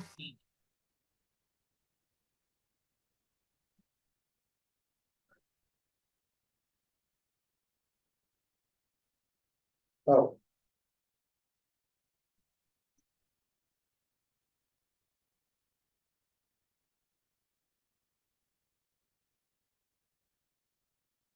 Now, back to beginning. Public hearing continued from June 9th, 2025 meeting, application for a special permit. AM Management 2 LLC, 235 East Street, Pittsfield, Mass. In relation to proposed 20 unit residential mixed-use project at 546 Main Street, Barrington. The application seeks mixed-use development and water quality protection overlay district special permits. With sections 8.2, 9.2, and 10.4 of the Barrington zoning bylaw. I don't think that's what it says, it's not necessarily accurate. A motion to reopen the public hearing? So moved. Excuse me. Okay, thank you. Second. Roll call vote. Bill. Aye. Ben. Aye. Eric. Aye. And aye. So let's start with a revised explanation of what's changed since last time. Sure, so for the record, Kathleen McCormick, Martin Marcus. I am going to turn this over to Jim Scalise, because you're gonna wanna hear Jim's walkthrough, and he'll explain how the any of the comments from the planning board and the revisions that we're submitting to the planning board on Thursday doesn't affect the water quality. So Jim will kind of walk you through that whole piece.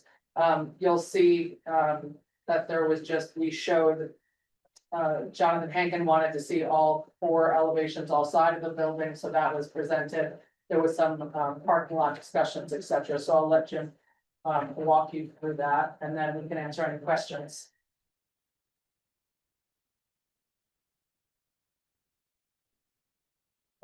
Good evening. For your record, my name is Jim Scalise. I'm a civil engineer with SK Design Group. We had a very productive meeting with the planning board. We received a lot of public comment. I had about 11 separate comments. It may say 10 in my letter, so I apologize. But we have 11 topics that we went over and have addressed each of those in advance of this hearing. I don't believe many of these really apply to the action we're asking for here tonight. We're asking for a decision under the Water Quality Protection District, which really relates to the use of oil or hazardous materials, which we had none. And based on our percent coverage, which is just below 72%, which meets your dimensional requirement, but is over the threshold where it requires groundwater recharge. So we've done the math based on the soils, which is concluded here actually. We did include a very detailed soils report that's now for the record been submitted. That indicates that the soils are very gravelly and sandy out there, which is what is expected in an aquifer recharge area. So to summarize, the planning board received comment, made suggestions. We, for example, converted some turf parking, which was considered overflow, to paved parking. There's a lot of discussion about parking demand and how many spaces do we need. We meet the zoning bylaw requirements, but there's been discussion that maybe more spaces would be needed. So in an effort to kind of be collaborative on that point, we've taken a stance where we've converted some grass parking to paved parking. And in doing that, we've increased the impervious area on the site, still below that 72% number I mentioned. Well, we wanted to check the stormwater system as it relates to that increase. We were also asked about HVAC systems, and we have a really small electric unit that we anticipate that will have a condenser outside. Those have small pads. If you add up the 22 small pads, that add a little square footage. So we went through and added up all those small numbers and added them to our percent imperviousness, and then reran the math, and the system still functions as designed. So I believe our recharge system is adequately sized as it is. We didn't need to make any modification to that. We've gone ahead and relooked at traffic based on our small units. There is a footnote in the ITE, which is our standard for traffic, that the trips go down slightly from approximately 140 to 122 on a daily basis. The peak hour trips are 8 and 11, 8 in the morning and 11 peak trips in the afternoon. So it's not a high generator. At peak times, we've given some specificity to the lighting, which was a question. Accessible parking, 1 space is required, which we had shown. We made changes to the soils report. We've given you a full multiple page soil report. We've added wheel stops, parking space dimensions were adjusted slightly. Turf parking was replaced, landscaping details, where we screened the HVAC systems. None of those really, again, are relevant, I think, for you folks. I think it's coming down to parking demand being a topic for the meeting with the planning board on Thursday. But our site is generally maxed out as it relates to impervious area, and we accommodate that. So, and again, no oil or hazardous materials used by this use. It's a by right use. We believe it fits under your bylaws relates to this special permit. Thank you. Chris, do you want to just do a brief estimate? What we're at, Sure.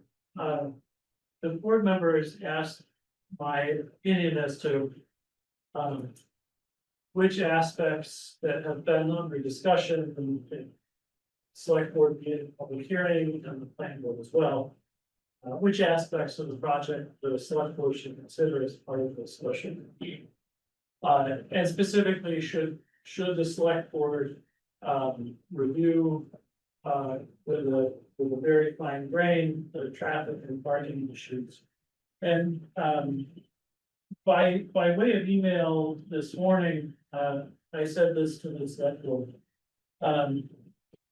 You, first of all, you have heard a lot of concerns about traffic and parking. Keep in mind, special permit tonight has to do with the Water Quality Protection District, which, as you heard, is about ensuring the quality and quantity of groundwater filtration. The engineer has given a lot of detail about this. The proposed mixed use, however, is by right under the zoning bylaw, and so too actually is multi-family use in the zone. So while you must consider parking and traffic as part of any special permit, that's part of the criteria in section 2. So long as this proposal meets the parking requirements and the traffic is not demonstrably negative, that's for you to discuss and confirm. I do not believe we can use traffic parking to deny discussion. Basically, use by them. So as long as it's not demonstrated that we're not use it to deny it. Don't discuss it and find that. Can't deny it, can't deny it, use based on. Overflow parking on the street has been discussed. It might be an issue as for any residents on the street. But you might ask the applicant if they've discussed that, and then they'll deal with that type of situation. The 6 special permit findings in 10.4.2 zoning bylaw are intended as a means to discuss and balance the impacts of any project in front of you.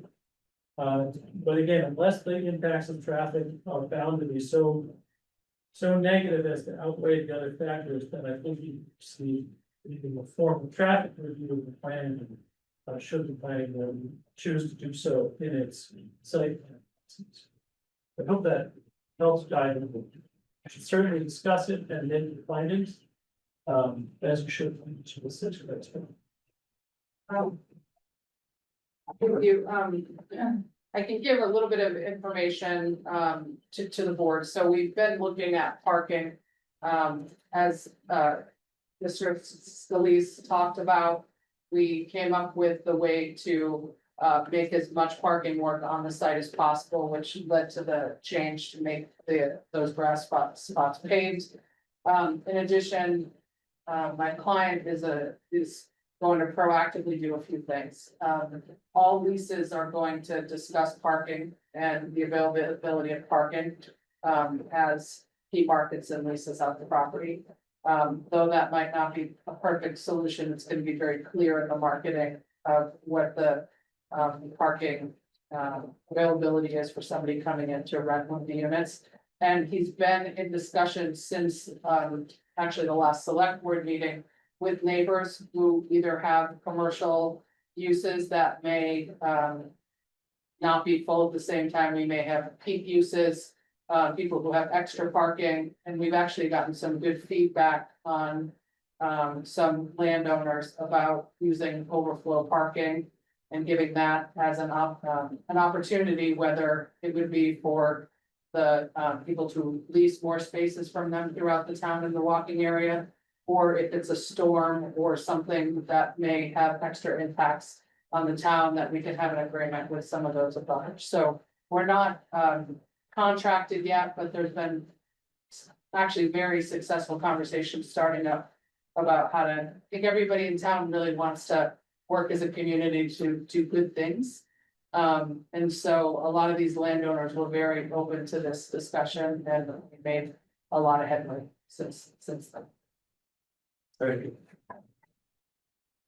All comments and questions to speak in favor or opposition, ask not to repeat yourself from last time, and not to repeat what other people have said.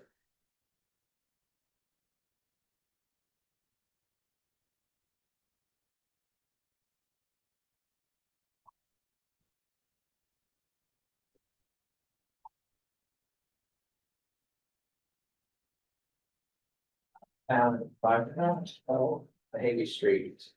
I've obviously spoken against this project, both at the select board and at the planning board, and I won't repeat myself. I've sent a detailed presentation to both committees. You can review that at your leisure. I'm going to talk about just 2 things tonight. First, I'd like to respond to the proposed parking provisions that they're spoken to.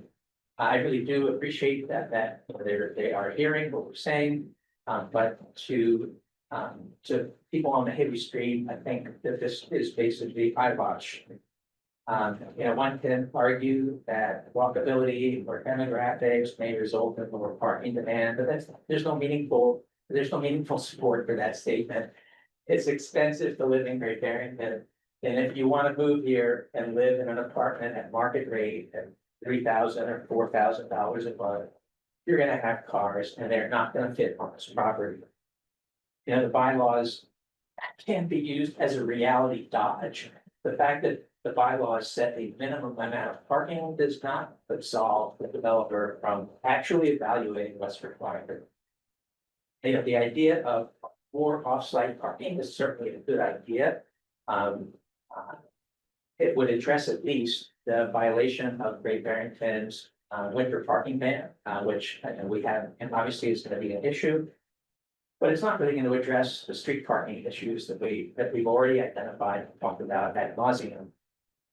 It is legal to park on the street on the Havey Street, so no one is going to park a block away, 2 blocks away, 4 blocks away, since we don't really know what they've negotiated. You really can't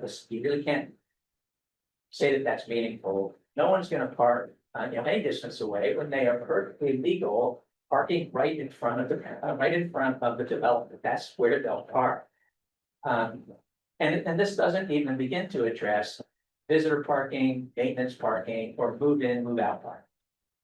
With the parking lot that they currently have, all the spots that they've shoehorned in, a moving van is gonna be able to pull into that development. It's gonna be parked on the Havey Street, and it will block the entire street.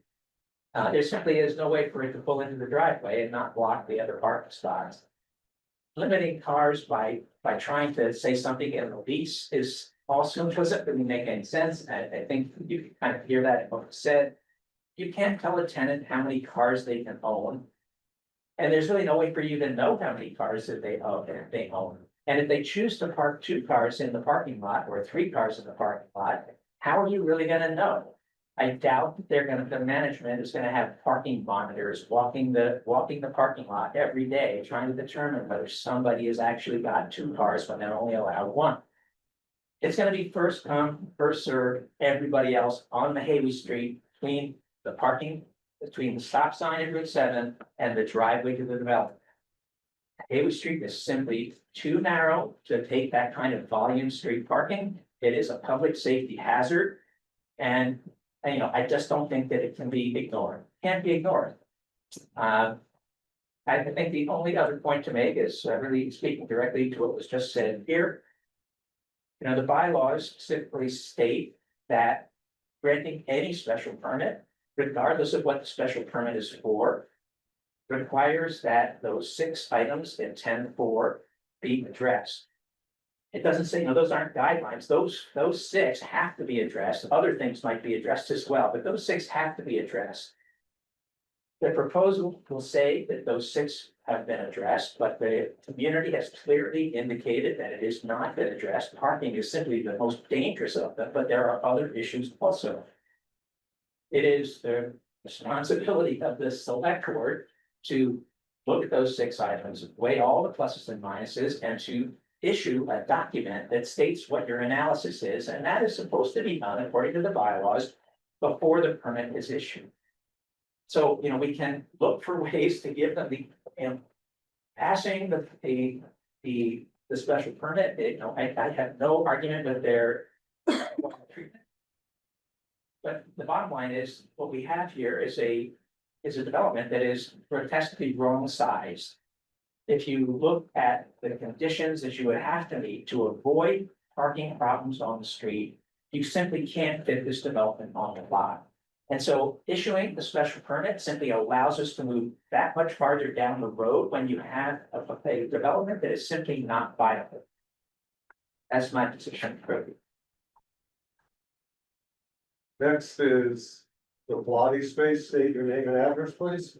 Hi, Shannon Vorse, 15 Mahawi Street, the direct abutter. Their driveway is touching ours in their plans. I've reached out trying to see how we can get a setback, but we absolutely need a setback. If you look at the plans closely, it looks like it actually goes over our driveway at one piece of it. And we're a business and we're in this neighborhood and we need space from that driveway. That is just, I need to know how to address that. Okay, we'll address that as we move along. Anyone else? The question not on the select board. I know you're new to this, so we'll give you time. I have a question. Yeah, come right up on it. Claudia Shapiro, 78 on McLean Road. Clarify for me what zone A is, please. Sorry, could you say that? Could you clarify for me what zone A is? A zone A refers to us like a area in the water quality protection district. I believe zone A is surface water, but I don't have it in front of me, so let me look. Or it may be the area right near a well.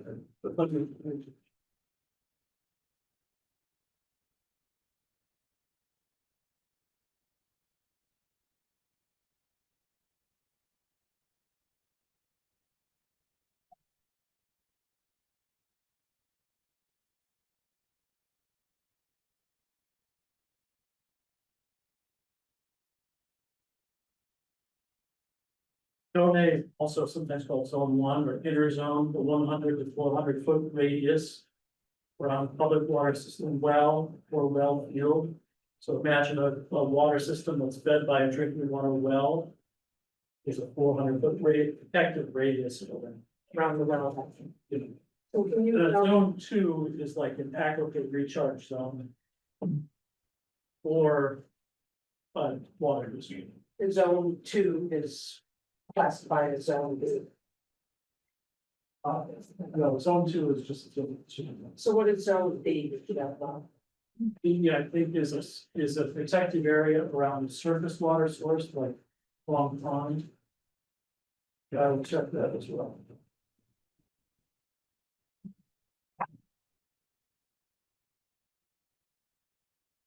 I'm sorry, just to clarify. There's a surface water zone. And there's a wellhead zone 1, which is the 400 foot. Surface water zone A. Text surface water areas. Like Long Pond, and then zone B is a runoff area to surface sources. So zone B is not zone 2. Correct. Zone A and zone B apply to surface water sources. Say that again, please. Zone A or zone B refer to surface water sources, not aquifer areas or well. So what is the difference between actually the zone A area and the zone B? I understand the zone A is 400 foot radius around the wellhead protection. I'll look into that, Claudia, with respect, I don't know if it's germane to this particular permit, since it's not in the surface water area, but Well, it's okay, I can look that up for you. you can, but the reason why I'm asking, I just want to point out to the board. Is in the zoning bylaw. And I assume this is why they're getting a water quality protection overlay district permit. It says number 3, any use that will render impervious more than 15% of any lot or parcel for 25 square feet, whichever is greater. Special permits for non-residential uses, as described in this subsection, are not allowed in the surface water source protection zone A and B. So depending on what the zone B is, it's gonna affect whether. The zone A and the zone B only apply to the surface water source, and the only surface water source is Great Barrington is Long Pond. So it doesn't have any relevance to The Great Barrington Fire District doesn't get its water from a surface water source. The Great Barrington Fire District gets it from the Green River infiltration valve. I understand that, but I'm pretty sure, Chris, that the master plan and et cetera and so forth documents Great Barrington Fire District as a surface water source. That's not how it's classified in the zone. This particular project impacts the zone 2 aquifer recharge zone. And you're right, it trips that impervious coverage thing. I understand. But no, this doesn't have anything to do with the zone A. So zone B again is not zone 2, it's 2 completely different. This project trips the zone 2. That's why the discussion. James, your address for the record, please.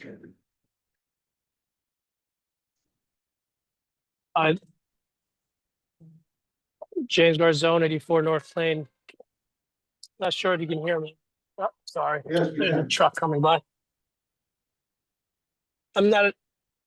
Okay, good. I just want to say, I understand why 2/3 of the citizens of Great Barrington voted for this bylaw. we do need affordable housing. But the bylaw says it has to be in character of the neighborhood. And obviously, all the neighbors on Mahawi Street are not agreeing with the character of the neighborhood. I have no skin in the game because I don't live in Mahawi, but I do respect the Great Barrington residents who live in Mahawi, and I just feel the project should be altered in a way that the Mahawi residents can feel comfortable of this project. They're not opposing the housing; they're just opposing how it's structured. Thank you. See no one else, select board, question from the select board. Bill, there's. Okay, we need you to get your hands up. If you want to speak. Barbara. Sorry about that. And thank you, James, for your comment. Sorry, Barbara Matz, 22 Mahawi Street. I'm just finding this kind of frustrating. We've been over a lot of these issues the past few weeks. And I just wonder if a lot of this is the arguments of the contractor and the lawyers, they're based on speculation. First of all, have any town studies been done to substantiate what they're saying? Because this does not make sense to us. Their thoughts about the density and the traffic and all that, it just doesn't fit into what we know to be the reality here. The special permit in general speculates and skims over the issue in a few general assertions. How, in its words, the placement of the driveway entrance and exit on the Mahawi side of the property would have no impact on the neighborhood. And to me, this is another assertion that totally disregards and is dismissive of the reality on the ground. And in fact, it seems to me that much of the contractor's blueprint has been drawn up in a vacuum. It sounds lovely and convincing on paper, but to many of us familiar with the reality of the neighborhood, it appears to be totally out of touch.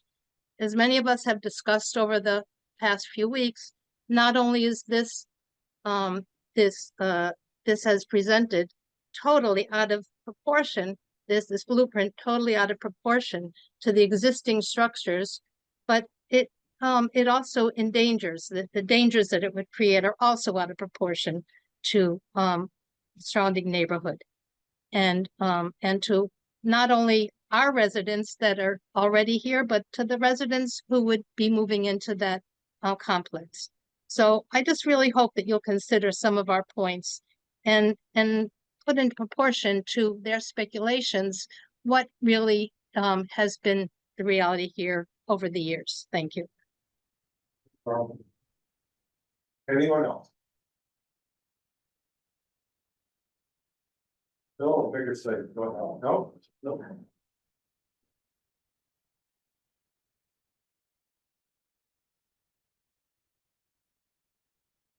Eileen, go ahead. I have a question. Has Go ahead. the fire chief approved it? And has the DPW checked it for, and what might happen if there is snow? They would seem to be objective evaluators of the adequacy of the plan, which is why I'm asking. We've reached out to both parties, but I don't have documentation to say they've approved it. Thank you. You heard that, Eileen? Yes, thank you.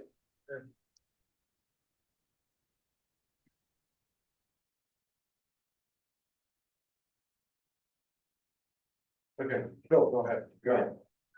Two brief ones and then one larger question. We included in our packet was this OHI engineering report. I think directed to planning board. But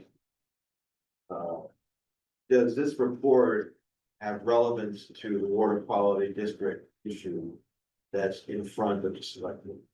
It does. The stormwater system that we installed has design criteria where the bottom of it's built with plastic chambers that are buried in crushed stone under the parking lot.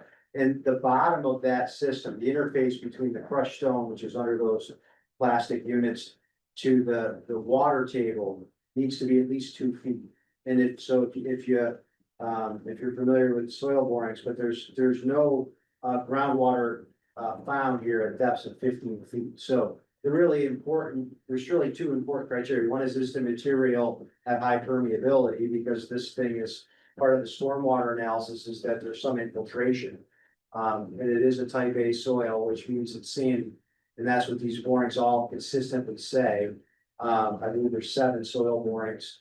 They're all very consistent in that there's no groundwater encountered in the shallow upper 10 feet, and then there's very sandy soil with high permeability. So that means the system as designed will function as designed.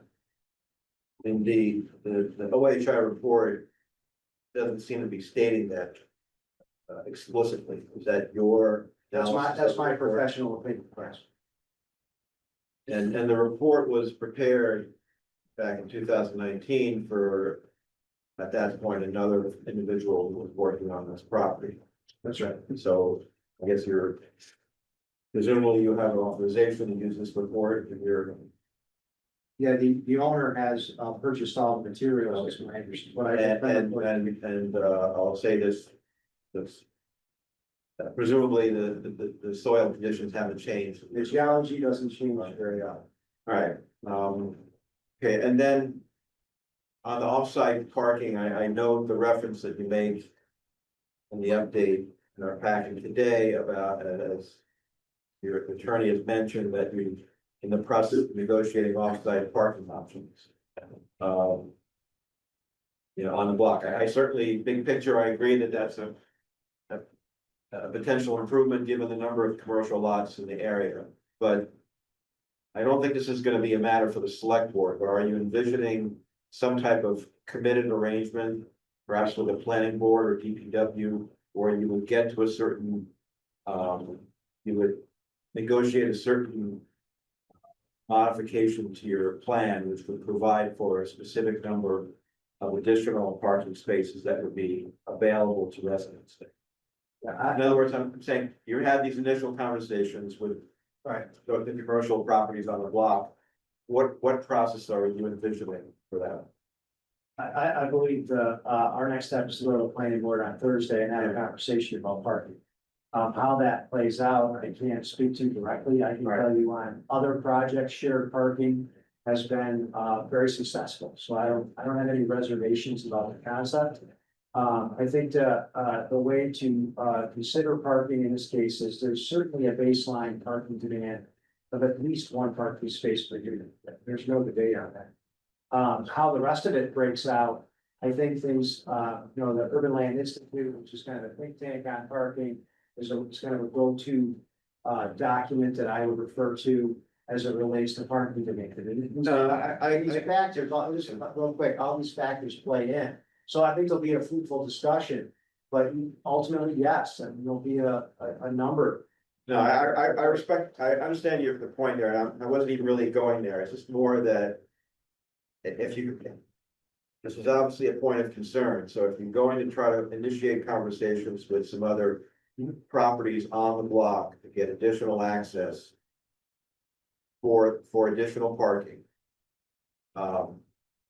ideally, spots that are just not used at certain times, then at some point that has to be explicitly clear to all parties involved. It shouldn't just be I wouldn't want this to be, and this is really just me talking, I just wouldn't want it just to be an idea that was floated during the permitting process and nothing ever comes of it and no one, and nothing materializes. I would expect this to be a condition of the final permit, whether it be here or with the planning board. That would be enforceable by the building inspector.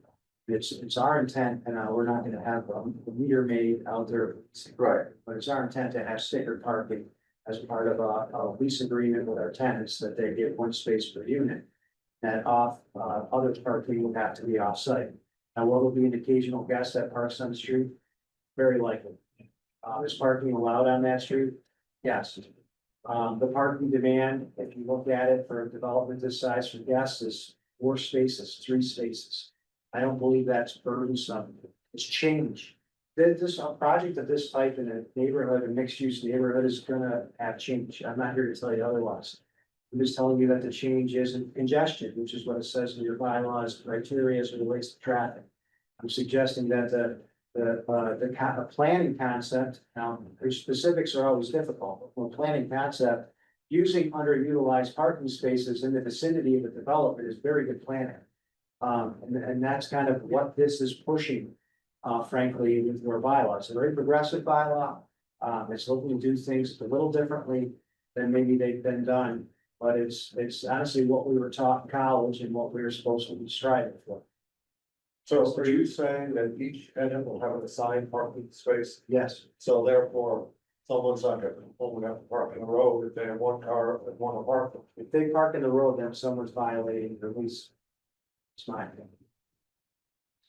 Well, if they, you know, if they. I agree with the comment earlier that you can't tell tenants they can't own a second car. Absolutely. So if they own a second car, then it'll be clear that they can't park both their cars in the properties lot. So therefore, one car will be in the street. So I just, yeah, I understand the point. I mean, you can't tell people not to park on the street. It's a legal parking spot. Why would they park anywhere else? Just to further that along, the landlord, the owner, has a very vested interest in making sure parking works. Because he only makes money if the apartments are rented. If it becomes I've lived in a city and I moved out of neighborhoods because it was horrible to park. So, if it becomes an issue with parking, then we can't provide an alternative, whether it's offering an inventory of parking spaces that they pay extra for to go lease directly or as overflow lots, then it's not gonna be successful for the developer. So, again, it meets the zoning requirements. The actual site plan is not gonna change. We're not gonna add additional parking. It is parts of what it's gonna be. But the goal is to add apartments, more housing, market rate. We're not selling these as condos. We're not selling them as short-term rentals, walk to town. We need people to visit all these restaurants and things that we are excited that are coming. So we just, want you to think about the marketing and just the functionality that we need it to work. Okay, on that note, question for you, Chris, is that, the gentleman, the abutter raised a point. On the 10.4, the sort of list of 6 criteria. So. I think I know the answer, but I want to make sure I get it right, is that. My understanding is that. Before this board, we need to evaluate. All 6 of those criteria in aggregate. And not individually. You have to discuss and make findings of each one. And weigh those, Right. then a final decision is. Okay, so to put that another way, we're evaluating each of these 6 criteria. We're keeping our own tally in our minds. And then we're making an assessment as to whether or not it's a positive or negative. In aggregate at the end. Correct, something may be positive, something may be So negative. it's not a list of 6 items that we need to address on an individual basis. That's positive. In other words, Not every single one needs to be positive or Right. overwhelmingly positive. Okay. Things may balance. Okay. It's a balancing. I agree. All right. Thanks. Determination. Okay. That board feels determination. Yeah, so I guess I got a few questions and maybe some of these go to Chris or town staff as well, but as we hear, the street parking seems to be a concern. I in particular have lived in several spots where it was, maybe not 21 apartments, but I think it was 15 or 16 and everybody had their designated parking spot. And if I ever parked in the wrong one, I definitely heard about it. So I understand how that can work. But what is to say, as far as the town to limit parking on one side of the road? and then enforce, a year-round no overnight parking on said road. As we've seen in town, the, chief story staff with the ticket, officers have done an extremely efficient job, of keeping it. And anybody that works in town can probably verify that. So would it be in our right, sitting here at the select board, to eliminate overnight parking on the Hayway Street and also make it just one-sided, like whether it's the right or left side, I don't know, but is that I would assume that it could be in our right to put that in here as far as the town to enforce different parking structure for the street. The Hayway Street in this particular instance. The select board could have that discussion about any street in town. Yep. Working police department. It wouldn't, and this discussion may generate. Discussion, but that, wouldn't be appropriate to make it a condition of the permit, since that's not something that can be controlled. Right. The select board can certainly follow that up for any street where it's there's a city. Sounds good. Maybe you could, correct me if I'm wrong, you could actually do that. Talk to Chief Story, talk to DPW, would do that prior to this final thing. If we so this thought that was important. I suppose we could, yeah. Excuse me. Is this? No, the comments, citizens questions were passed out, we're in select board, right? You close public hearing, No, we haven't closed the public hearing, I may take more, but right now it's a select board asking questions. so after you're done, I can leave it. Thank you. So I guess, that would be one thing that, I think could work for a compromise. The other thing, just in general, I want to state, and somebody previously had touched upon it, that all these new, whether they're new this past year, previous last few years, at town meeting, there's been a resounding push to eliminate a lot of the red tape, a lot of, just a lot of, special permit practices as far as now, by right, you can put 60 units clustered together. And there is motions to be made at town meeting to limit that and have it be a special permit, but I was kind of surprised by it, but it got voted down and I have concerns at times that, some of these are pretty aggressive, but it's, the town has spoken and it's been over 2/3 vote every time to change these. I haven't agreed with them all, but the citizens of Great Barrington have. And a lot of people at, this past one were getting up just very concerned about if their kids are never gonna be able to get here, if this is ever, and using the infrastructure that's in place, these are things that will happen over time. And it being on the corner of Main Street, right there, and I do understand that the access to the driveway comes off the Hayward. But Main Streets get built. They do, whether there's housing there now or was there. As towns grow and the density area, everything starts going up, right? Houses go up, floors go up. So that's just something that weighs heavily. And it's whether, I'm not necessarily a fan of NIMBYism, or the word or that, whatever, but it gets used a lot, and that's why these zoning things come into play. And then at town meeting, whether you agree with it or not, a significant amount of residents have made all these go through. So I think that there is adjustments that can be made on our end as far as there's a lot of concern about the Hayway Street. It is now. I've driven down before. Let's eliminate parking overnight for sure. Right near the police station, they can drive by. Everybody has the ticketing thing. let's limit it to one side during the day, since it is now. Moving in trucks, you know, whatever, that people, good neighbors, they're gonna have to block in their own neighbors, that moving truck is parking in this establishment, parking spots, you know? But I just feel that, people are suffering and looking for apartments, and whether they're market rate, whether they're affordable, we need apartments badly. And here there's somebody willing to put one out, I understand. On Mahawi Street, there's a lot of concern, and rightfully so, change is scary. Understand, but. The water overlay thing, you know, asked a few people.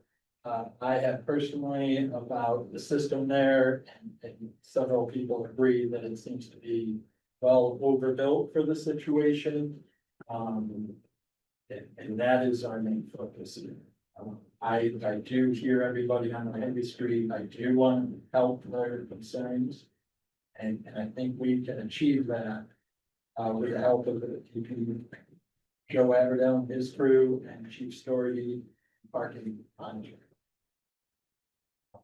But it's hard to, in my eyes, it's hard for us to not move this project forward, because of the parking on the street concerns. We need this housing badly, so. Anywhere else before? Just to. Thanks. Secretary. Bobby, Claudia first. Bobby's already spoken, she'll let you speak. I'm Michelle LeBear, 70 Division Street. I understand what you're saying, Eric. However, it's been my experience that many of these initiatives pass when it's not going to happen in your neighborhood. Just this weekend, my husband and I, we walked up on the hill, wanted to go over Lake Mansfield. I'm going to tell you right now, this project will not happen up on the hill. That project will happen on Mahawi Street or on another small neighborhood in town, but not up on the hill. And there's a reason for that. Some neighborhoods are more influential than others, and I'm witnessing it right here. I'm also looking at the rents that are going to be charged, and correct me if I'm wrong. The 3,000 monthly, 3,750, 4,500, et cetera, et cetera. My daughter lives in Brighton, Boston. Her rent in Boston is going up to 2,900. That's Boston. This is, you know, you're plopping this type of housing in this little neighborhood. Now, on Sunday, I also drove down Mahawi Street. As I drove down, I drove very slowly. But also I saw kids out playing kickball. And people going up and down the street and everything. I tried to visualize what this is going to do to that neighborhood.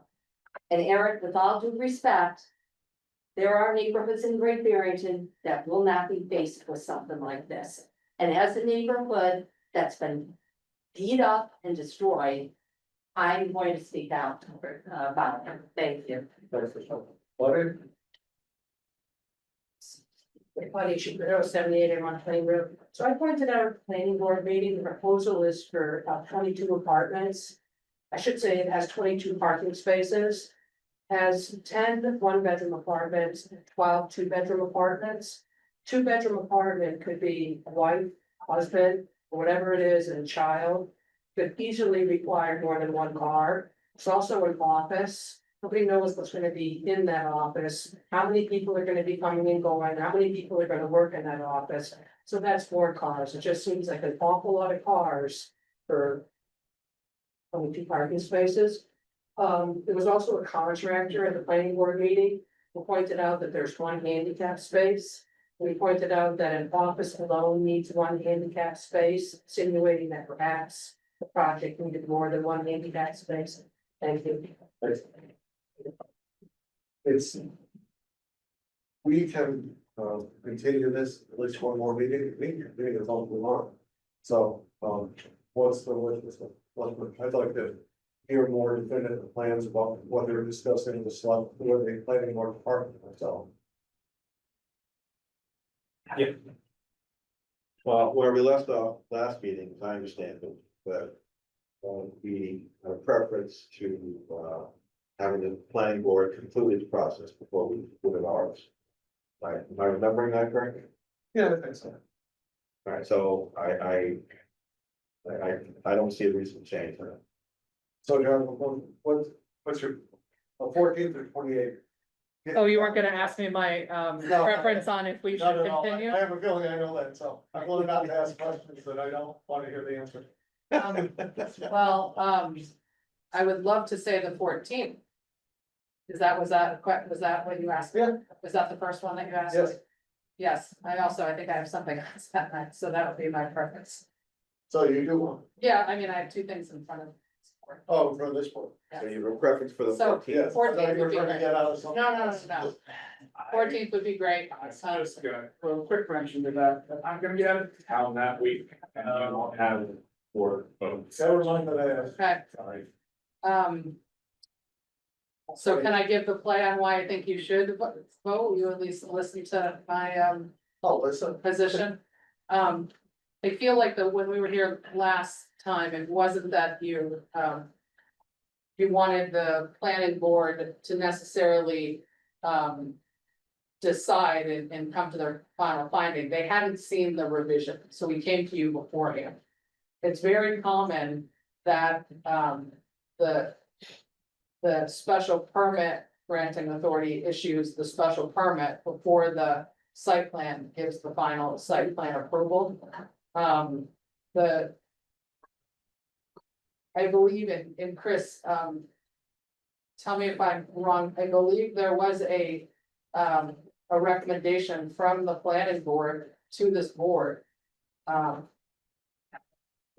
that meeting, at the last meeting, It's in the back. okay, So here, let me be clear about this. I'm not so worried about the planning board finishing. I really want to know, before we get into the special permit criteria, some absolutes about parking, like, yes, we have 12 spaces contracted, and here's where they are. I'd like to talk to the police chief and the DPW, if possible recommendations about the Haley. I just don't feel like I'm ready to vote. I think there's still things hanging out there. More, I assume that that's gonna be discussed at the planning board meeting, so some of those may be solved then, some won't be. So that's my position. Planning board doesn't have to finish, planning board may take months, but I think they're starting to narrow down. And I have some concerns about parking, but it's not a showstopper, I don't wanna vote until I have a little more concrete word about parking. so can I ask you, so that if we're back here at the next meeting, which it looks like we're gonna skip and go one pass, is there anything that you are specifically requesting that we present to this board? Well, ideally, I'd hope to see contracts that say, here's where people are parking. Okay. I mean, I don't know about the rest of the board, Yeah, you know, you presented, and I respect an idea, a thought, which I don't think we've said no to, we've endorsed, but now that thought's gonna be put on paper. I think that would be helpful.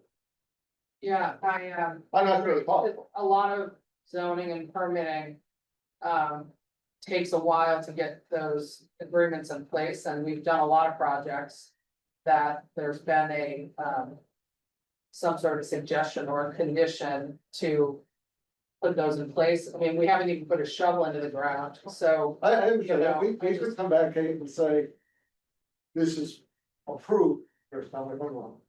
Conditionally, that you have a contract for 17 off the road spaces, I'm pulling out.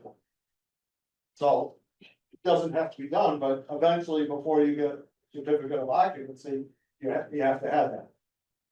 We do, if you could come back and say, yeah, that, with a proposed number, and even if you don't have a contract, if you say, this is what it looks like, and we put a condition on it, that you have so many, I'd be fine with that. So this board feels that the condition would go in this water quality permit and not part of site plan, which really addresses parking? I'm speaking for myself, I'm speaking for the board. Okay. And since I think we have the right to look at parking as an overview. I'm not gonna stop it, but we could put conditions. That's how I understand it. Okay. I guess that, to talking about scheduling, I would like to have, Chief Story in the parking, Mahavy Street discussion. Maybe if it's possible to arrange it before that's, well.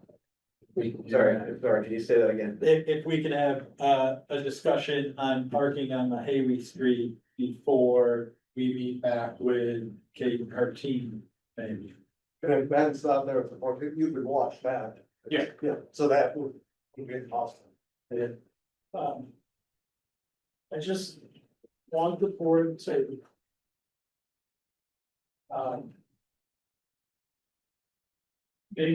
Make its decision on the special permit based on all the evidence that yours during the hearing itself and not on extraneous matters that you may hear at other meetings.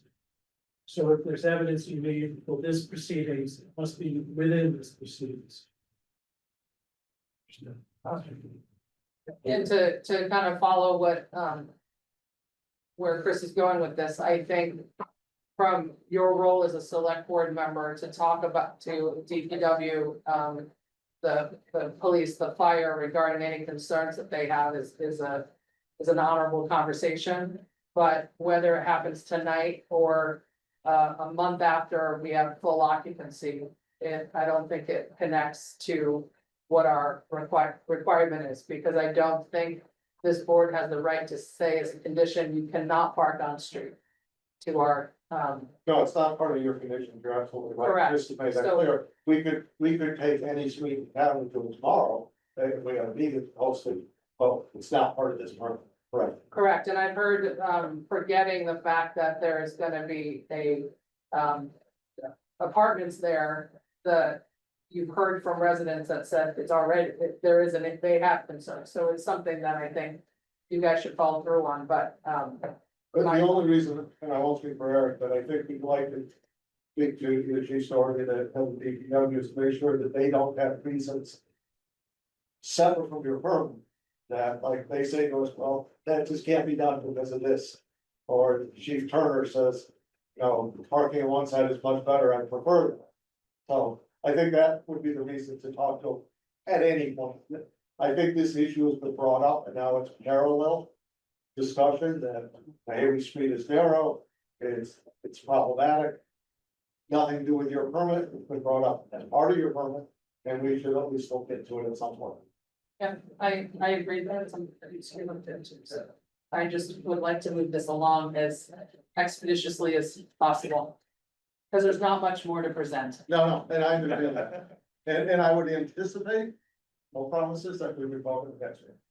Sorry, next meeting? Yeah, which would be the 28th, next schedule, because, July 28th. yes, because Ben's away. Okay, so I have to throw a wrench into that one. Forget everything that is still. That is, I was informed last night I might be maybe on a plane that day, that evening. I don't know the answer, but it is a good chance I would not even be able to amend that. Okay, so, yeah, But, so look at your schedule for July 21st and yours. Because part of this got held up through no fault of the applicants, because we only had 4 board members that were refused. That's right. So let's try. We do get accused of having way too much red tape, one thing's too long, so. I'm okay with the 21st.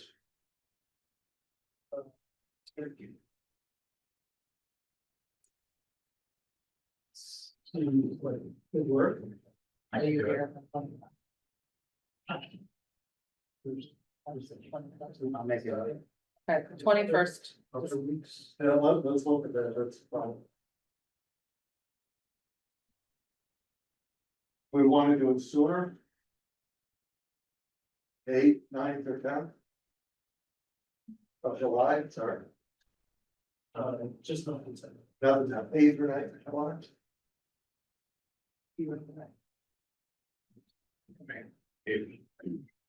Eight.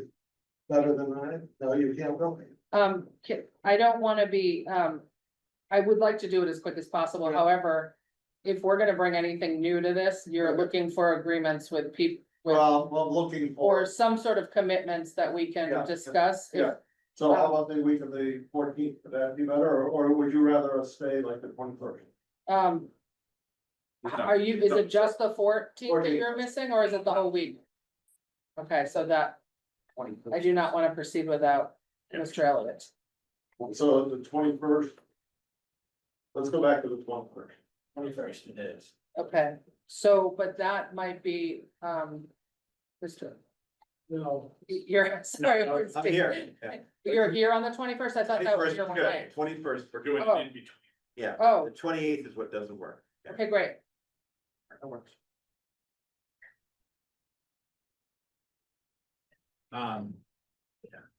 Five or six, let's, I like 5 personally, but if we had that option.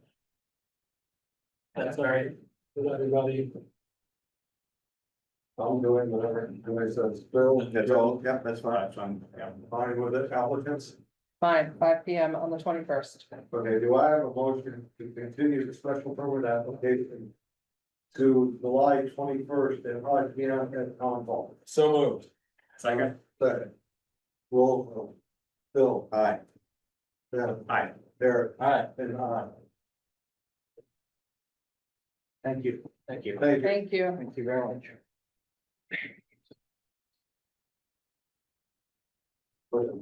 That's it.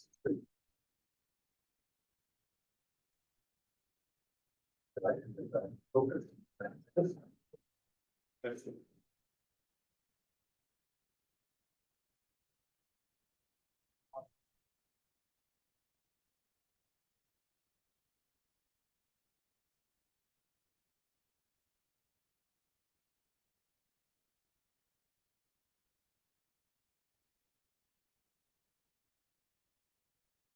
Thank you.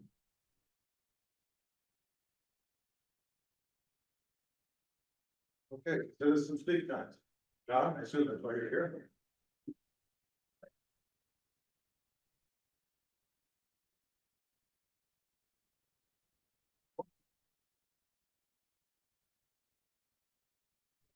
The floor for the so basically. Okay. Here. Okay, my name is John Wested. I'm living at 151 Christian Hill Road.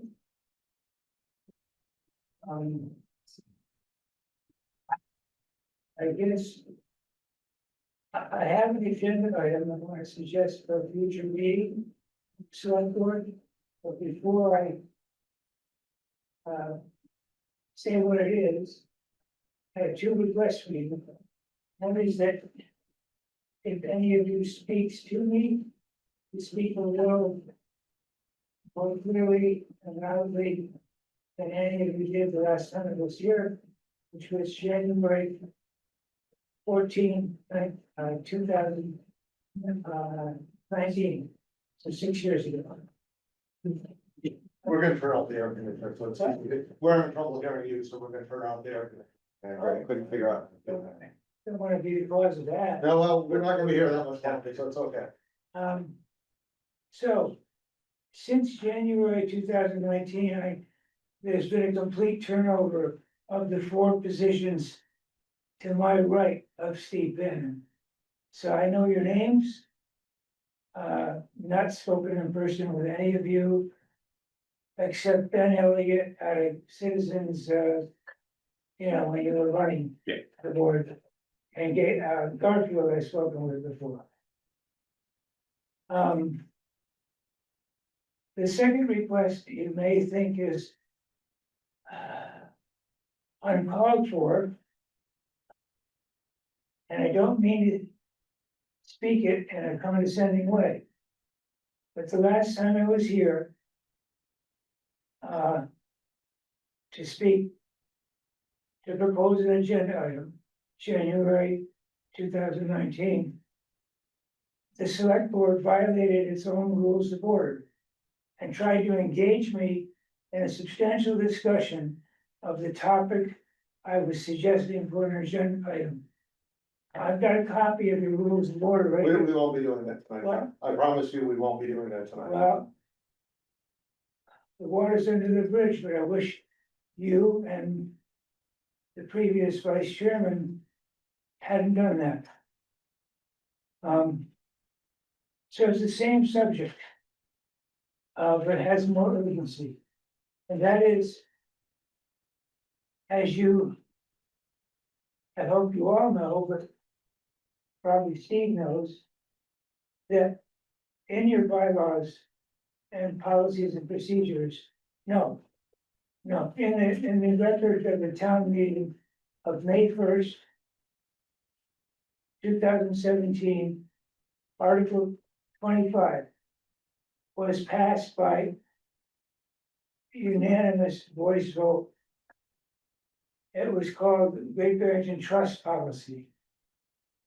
And it was in relation to a clear policy that was promoted by several citizens, including Anna Dwyer, for passage by the town meeting. And it was to define the town policy. It didn't have the effect of a bylaw, but it was a strong advisory from the town meeting that Great Barrington employees in any department, not just the police, should not aid the immigration and customs enforcement actions to detain or abduct anyone. And that issue came up because of someone being abducted by ICE from the Lennox Patisserie where he was working in January of 2019. Now, there've been a lot more cases like that right here, even in Great Barrington and certainly in Berkshire County since then. I'm speaking only for myself right now, tonight.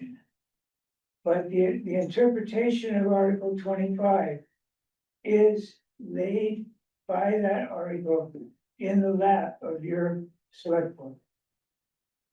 Article 25 has a provision in it that says, if there's any question about the interpretation of any of the details of Article 25, it is the select board's responsibility to discuss that interpretation.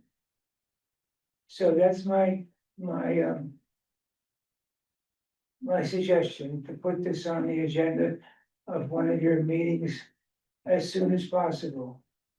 I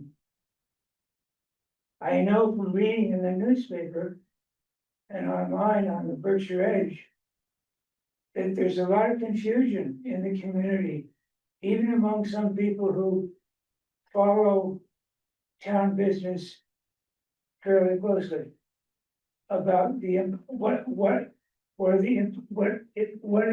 the details of interpretation of Article 25 from 2017. That would include, I think, our current police chief, whom I've talked with a bit on the phone about this. The same morning I called you, Steve, after the first set of arrests or abductions on May 6th. And well, so, and the previous police chief, Bill Walsh, he also was confused. He came here in the night of January 14, 2019, but I think I gave him a heads up that I'd be here to speak, propose the agenda. And he asked you, and I asked you both that evening, he and I both asked you as a board to clarify the interpretation of Article 25. And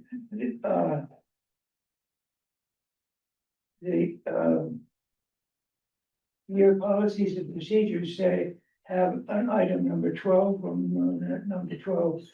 Select board response on received communication. And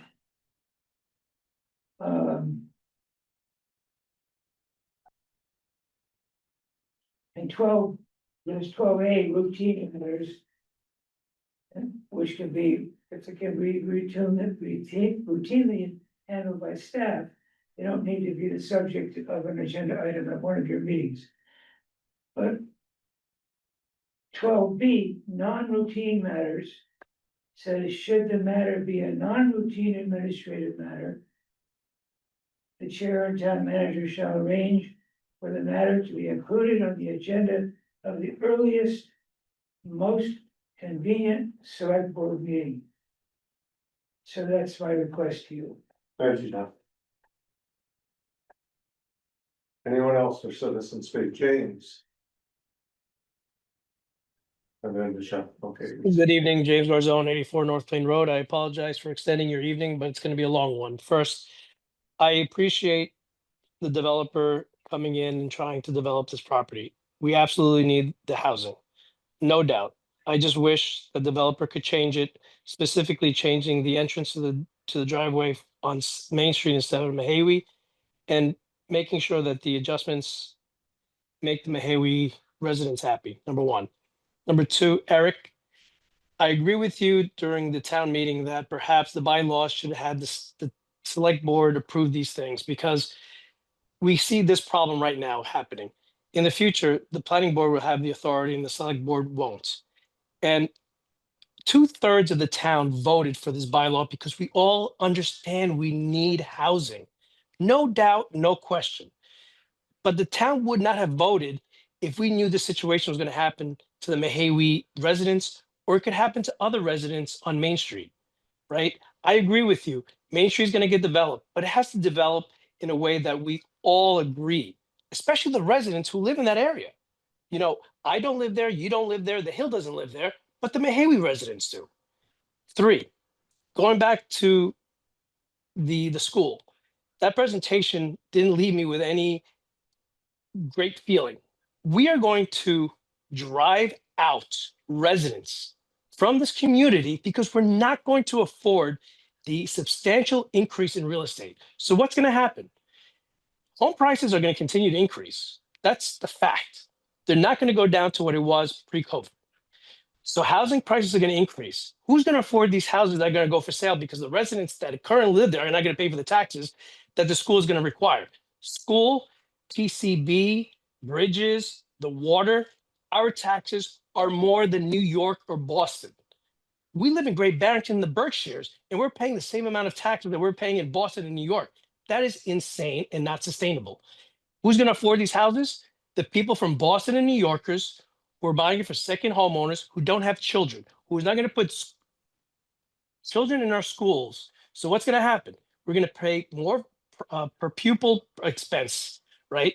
We're going to have to get more choice in people, more students to make our school more affordable, which I don't understand how we can sustain this. And the last point is the PCB. We had agreed about a year ago to release the minutes why we approved the PCB agreement. That PCB agreement to put a UDF in Lee is atrocious. Is atrocious for all of the Berkshires, especially the people of Housatonic, who are going to have to get these trucks, who are going to have to get these trains. You know, and I keep on repeating this, we are on the precipice, not only for Great Barrington, for the Berkshires in general. And our decisions for the school, for increased taxes, is just not sustainable. And if you disagree with me, and I hope I am wrong, but in 5 to 10 years, this town is going to look very different, and not for the better, because we're going to drive out people who we need in this town. It's not going to be affordable, and we're definitely going to have more families with school-age children going into our schools. Our enrollment has steadily decreased year after year after year. Look at our pipeline. Look at our elementary school and middle school. The population is decreasing. So for us to continue to say that we're going to build this massive school for 500 kids, is not a fact. It's just not. We're down to like, I think 451. We're gonna go lower than 400 in a year or two or three, and it's just gonna continue to decline. So what are we gonna do? We're gonna keep on getting choice in students, which I'm not gonna get into that rabbit hole because I don't think economically it's a win for us, but I'll let that go. So thank you very much for listening to me and have a good night. Thank you. Michelle, go ahead.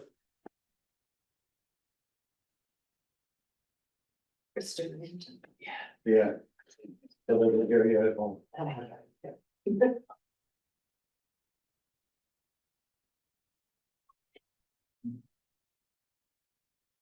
And thank you for allowing me to speak again. Michelle DeBear, 70 Division Street. First off, I just want to say as another citizen, I agree with everything Mr. Garzone just stated. I'm particularly concerned as well with regard to the new school, because the conversations I'm hearing, it's like it's a done deal. The new school, the new school, the new school. Hey, my husband and I are getting ready to retire. We can't because we can't afford the taxes we're paying now. We're stuck between a rock and a hard place. And like I've said before, we're looking at renting our house out as a short-term rental, which is exactly what you guys don't want. But that's another story. I'm also going to be watching Mr. Breasted's request to have something placed on the agenda, because I, a year ago, had requested an item be placed on the agenda and I was denied. And so, Mr. Breasted, with all due respect, if this item is placed on agenda, I want an explanation why my request was not honored. Also, Mr. Gonzone mentioned the PCP issue, which is actually related to the agenda item I requested. And it's also related to the increase in taxes. Housatonic, again, like Mahawi Street's going to get decimated again with the PCB removal up there, but we're going to be paying high taxes. That doesn't make any sense. But here's an easy one. But tonight I have a big family where we're equal opportunity when it comes to our business. Even in death, we have members of the family buried in Great Barrington, members of the family buried in Housatonic. Tonight was Housatonic family watering the flowers. There's no water up there, and I don't know why. They have to, I already had asked that question, the water's on, there's a break in the pipe. Okay, there should be a sign or something up there, because I didn't bring any water, had to turn around, go all the way to 70 Division Street, fill up water jugs, come all the way back, which is why my hair looks kind of like Eric's. It's curling with the humidity. Oh, that's a compliment. Yeah, I know, I just got my hair and trust me, my husband would envy it, you know. Another problem is the condition of the Housatonic Cemetery. We now have this walking trail behind it, beautiful. But you gotta get your car in there to get back there where everybody parks. The roads in the Housatonic Cemetery are a disgrace. They're a disgrace. I was driving into the cemetery. I know that cemetery well. I always drive slow in a cemetery because of people walking. I do it at St. Peter's. Well, you're there, Steve. And up there. The potholes were so bad, and I'm going slow, that my car came down and I scratched the grill on the front of the car. That's how bad it is. That cemetery is getting worse and worse and worse. But to add insult to injury, people are going there, they want to water family members' flowers. Housatonic's one of those communities that the dead are as important as the living. So I just want to say, let's get that water on as fast as possible, or at the very least, put up a sign. Thank you. Okay. Eileen? I just have a question. Actually, I have two questions. Who provides the water in the Housatonic Cemetery? Which I don't know very well. Is that Housatonic Water Works? It is Housatonic water, but the broken pipe or pipe that needs to be threaded or whatever it is a town issue. Is a town? Yeah, the water's on, as I understand it. I happened to ask this weekend because someone asked me. So it's just the town has to replace a pipe or thread a pipe or whatever they do with a pipe. Okay, next question. Yes. You had said that on the 30th of June, there were going to be interviews of the finalists for town manager. I gather that's not happening. There's a meeting tomorrow, as I saw posted as you did, of the screening committee. Yeah, And there was a phone call from the Bernie Lynch to me tonight at 5:05, which I obviously didn't take, so I don't know the answer to that yet. We have a couple more days to post it. so you still might. It's possible. And you'll know when. I would assume we'll know by Wednesday. I mean, that's just my guess.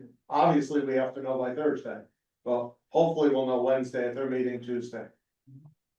Thank I'm you. not privy to what they're discussing, obviously. Okay. Thank you. Thanks, Ed. Jimmy Bailey, go right ahead, James. Hey, good evening, guys. Thank you. Jim Bailey, Housatonic. About a week ago, I was speaking with a couple of guys I know who work for the contractor working on Prosperity Way or Prosperity Way, whatever it's called. I asked about the progress and how things were going. They said they were waiting currently on a pole to be set, then they were going back to work on the infrastructure and actually digging some foundations. Well, that struck me as odd because I don't ever recall seeing foundations as part of the bid package awarded to the contractor or actually in the Mass Works grant, either in the proposal or the actual grant itself. So I asked the guys, if the foundations, how, is it part of the project or what? And they said, well, as far as they knew, it was part of the original bid. I've looked through that bid. I've looked through the grant. I can't find any part of the grant or bid that states foundations were to be dug by the same contractor or by a contractor. So anyways, digging a little deeper, I looked and I still can't find any information on how the grant or how the foundations are being paid for. I was told they were being paid for privately by Habitat. But again, I dug a little bit deeper. I learned that there's $3.2 million grant was awarded through Mass Works. The actual bid for the project and none of the scope of the work in either the Mass Works or the bid expressed any foundations. $3.2 million bid was awarded, or Mass Works was awarded. Just under that, I think it was 2.7 or something like that was the final bid accepted by Reifenberg Construction out of New York. We've all seen how this works. I'm hoping it's not how it works, but I was talking to a couple other guys who work for Reifenberg on other projects, and they say oftentimes the project numbers are fluffed to get added work incorporated into the actual work. Reading the Mass Works bid or Mass Works grants, I've learned that that's like illegal. I hope this isn't the case.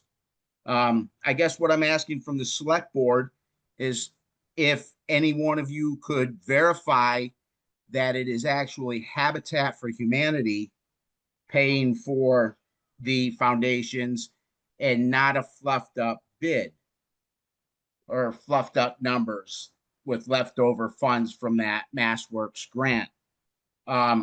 Garfield, I know you sit on the Affordable Housing Trust. You might have some insight as to how the foundations were being paid, but I think that it would behoove each of you on the board to actually have in hand proof that this foundations being dug currently are being paid for in a legitimate means by Habitat. And if so, if not, what other grants were actually used. I know there's been some deceptions tried once before on this project where we tried to hide $750,000 in the DPW budget to help this project along. Thank God it was caught soon enough and it never made it to town meeting to go to vote. As I'll say till the day I die, we were promised in the special permit hearing that no tax dollars from the town of Great Barrington were going to go into this project. It was going to be private funds and grant money used. But grant money used comes with a cost. There's a difference between using grants and abusing grants. And I would just like to get some clarification. I've reached out to Habitat to no avail. I'm hoping one of you can come back and give me at least definitive proof that Habitat's actually paying for it and not just some fluffed up numbers from the leftover funds of the bid. Thank you. Thank you, Jim. I see no one else to speak. Select board, I'm actually gonna go first, only to say that Jimmy and I have spoken. I talked to Chris. The Habitat is paying for the cellar holes. It is not part of the Mass Works grants. And Get you moved forward. yeah, well, but so Phil, go right ahead. Yeah. I just want to remind you again that the Relay for Life is at Monument Mountain 99, all indoors. This year, it starts, it's again, Saturday, June 28th, 9 to 9. Please try to make it there or make a donation. Again, you can send to my box, or you can send it to me. If you're afraid of walking by yourself, you can call me 413-707-0912, and I'll be happy to help you. Thank you, Dr. Barrett. Starting meeting tonight. Oh, yeah. Media time. By unanimous consent, we are adjourned. Thank you, everyone.